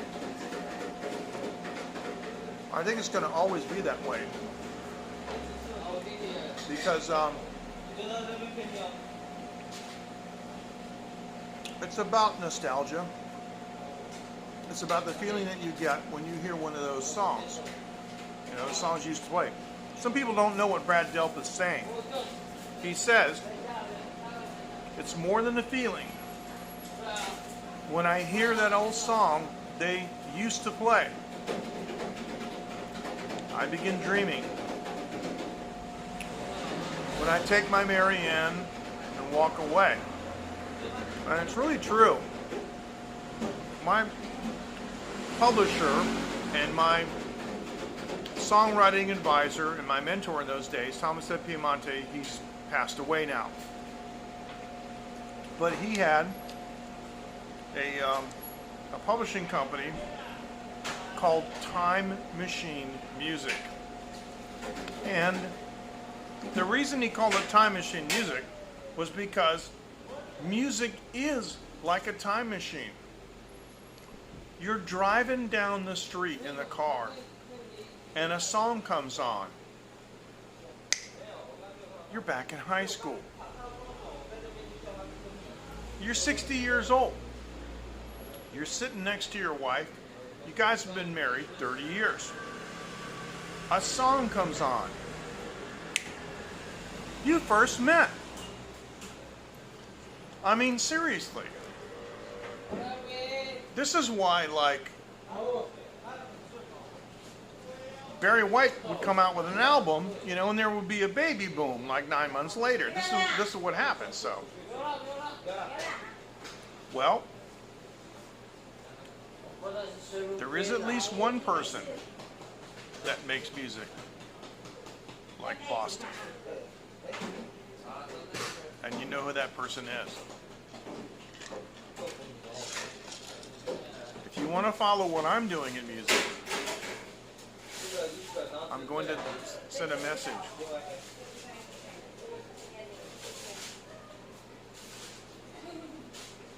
But those of you who know me and have been to my studio, like Dave in Osaka, know what I'm doing. That's right. MJ does.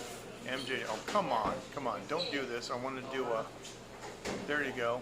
It takes me a second to type this in because I'm not prepared to do this.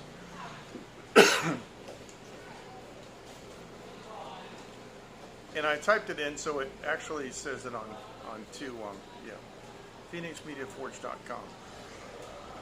If you go down here, right, that's my studio. And I'm now writing more technical articles. I have a technical article on the use of exciters, which you may find very interesting because I heard about the Aphex Aural exciter in the 70s, and I got a chance to start using it in the mid-80s. It's an absolutely amazing device. I've done hundreds of mixes with it. Most of the stuff that I did in those days would go on radio or on, album. Whether the album went on the radio or not wasn't up to me, but it would either go on, it would go on a single or on an album. So check out, phoenixmediaforge.com and check out what I'm doing there. And you can, it shows the properties that we own, like Taiwan Live TV, Bootsy Barbecue TV, and MJK.Asia, which is, MJK is what I've been known internationally as a recording artist for years, but I quit the business in 1999 because of corruption. So I'm just now getting back into it at a point in time where most people my age are quitting. I'm building a new studio. I'm doing new tracks for an album because I'm not done yet. I got a lot of gas left, so I'll just leave that on there. If that's not too intrusive, I'll just leave that on there. But I'm really, as you can tell, I mean, we've been on the air for over 2 hours and 20 minutes. I haven't said anything about it. I'm not really big on self-promotion. I just never have been. But yeah, so I haven't really done it. All this time that I've been doing live streaming, I've actually only played a couple of my songs on it, so well, thank you, but I mean, I'm no Brian May. I'm just a guy. Okay. I met Brad Dell and Tom Schultz in 1977, and they, after talking to them, they influenced me to move to Boston, which I did later. I met Tom Schultz again in 1981. He immediately recognized me, which is cool. I haven't seen him since then. But like, Charlie Farron, who went on to sing lead for the Joe Perry Project, a friend of mine. Some, like the Boston band, they got the biggest recording contract in MCA Records history, The Rings. We knew those guys. They actually borrowed some orange amps from the studio that we were signed to record their record. American Teen, The Stompers, all those Boston bands, except Aerosmith. I don't know anybody from Aerosmith. But all those Boston bands, I knew them all. So, anyway. I'm hearing some drama. Who knows what might happen? Sometimes we do have drama on the channel because people do stuff. You do this. Okay, I just turned off my little light because we've got a lot of overhead lights. See, if I turn this light on, it doesn't make any difference. Okay, I'll leave it off. But let me say this. I was a recording engineer and a record producer in Boston in the 80s and the 90s. I came from the 24-track side of things, okay? Now, if you go to phoenixmediaforge.com, there is an article. Look under articles in the menu. There is an article. It says, about PMF Studios and me. Thank you. I appreciate it, Mike. Thank you. And I write about my background and how I missed the DAW revolution, you know, the digital audio workstation and the whole thing, and why I'm doing what I'm doing. But let me put it out there for those of you. If you are a musician and you're recording tracks, you know, on a DAW, and you're a, you know, home recordist and an amateur, and you don't really know what to do. I do. Give me your tracks and I'll mix them for you. I have a digital console. I don't mix, you know, with a mouse and a DAW. I have a digital console. I developed, I collaborated with a software engineer who developed automation software for the digital console that I'm using. So it's like the old days. We have full, complete automation control over mixing. You give me your tracks and I'll mix your record like a record. It'll sound like nothing else. It'll sound amazing and incredible. Just contact me at Phoenix Media Forge. I don't care about money. I don't need money. I care about doing good work. So, if you got a cool project that I like, I'll probably just do it for nothing. I can mix up to 32 tracks with full automation. And if you need it,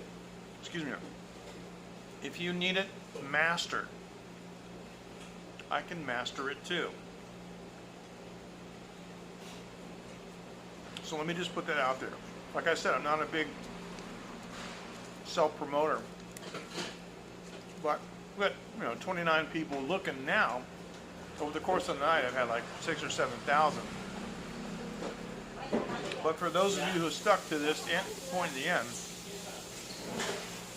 I estimate I've done between 400 and 500 mixes on 24 track tapes, and using all the major recording console brands, you know, and that's what I do, old school. So,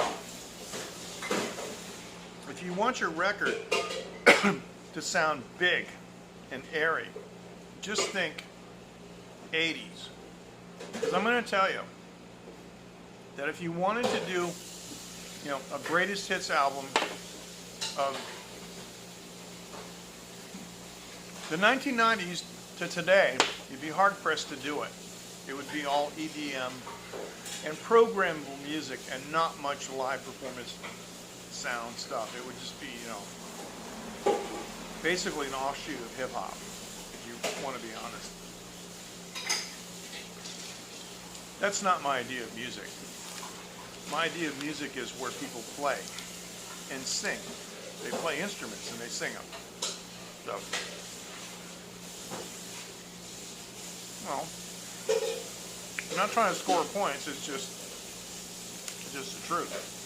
You know, I like to help people, and you know I do. I like to assist people. And one of the things I have helped some of the live streamers with, is the soundtracks. I did some soundtrack work for Casper, so you may hear some of my soundtrack work on some of Casper's up and coming scopes. That would be cool. Now with that, it's the last piece of squid that I got from the competing vendor. And with that, I think I'm going to say goodnight. I'm going to say, Daijen Wanan, it is 20 minutes until 1 a.m. here. It's been a beautiful night. And thank you so much for joining. Let me leave you with this photo. because it still kind of freaks me out.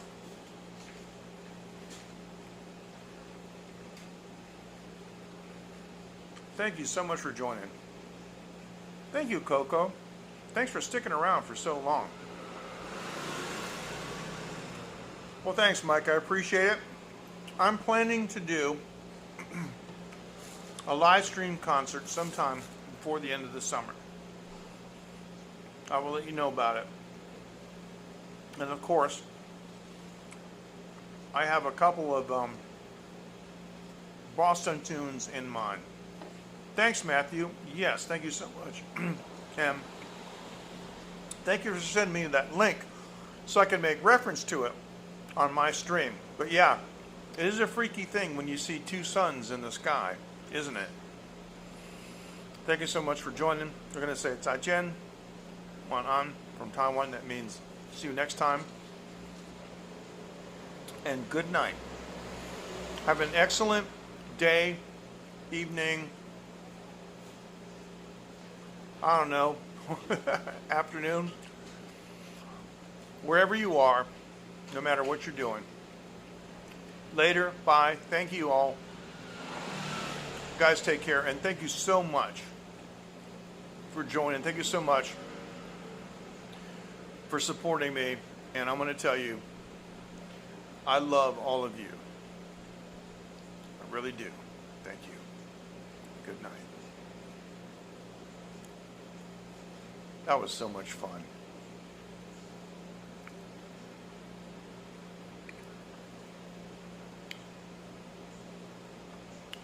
I had a great time. Thank you so much. That was so much fun.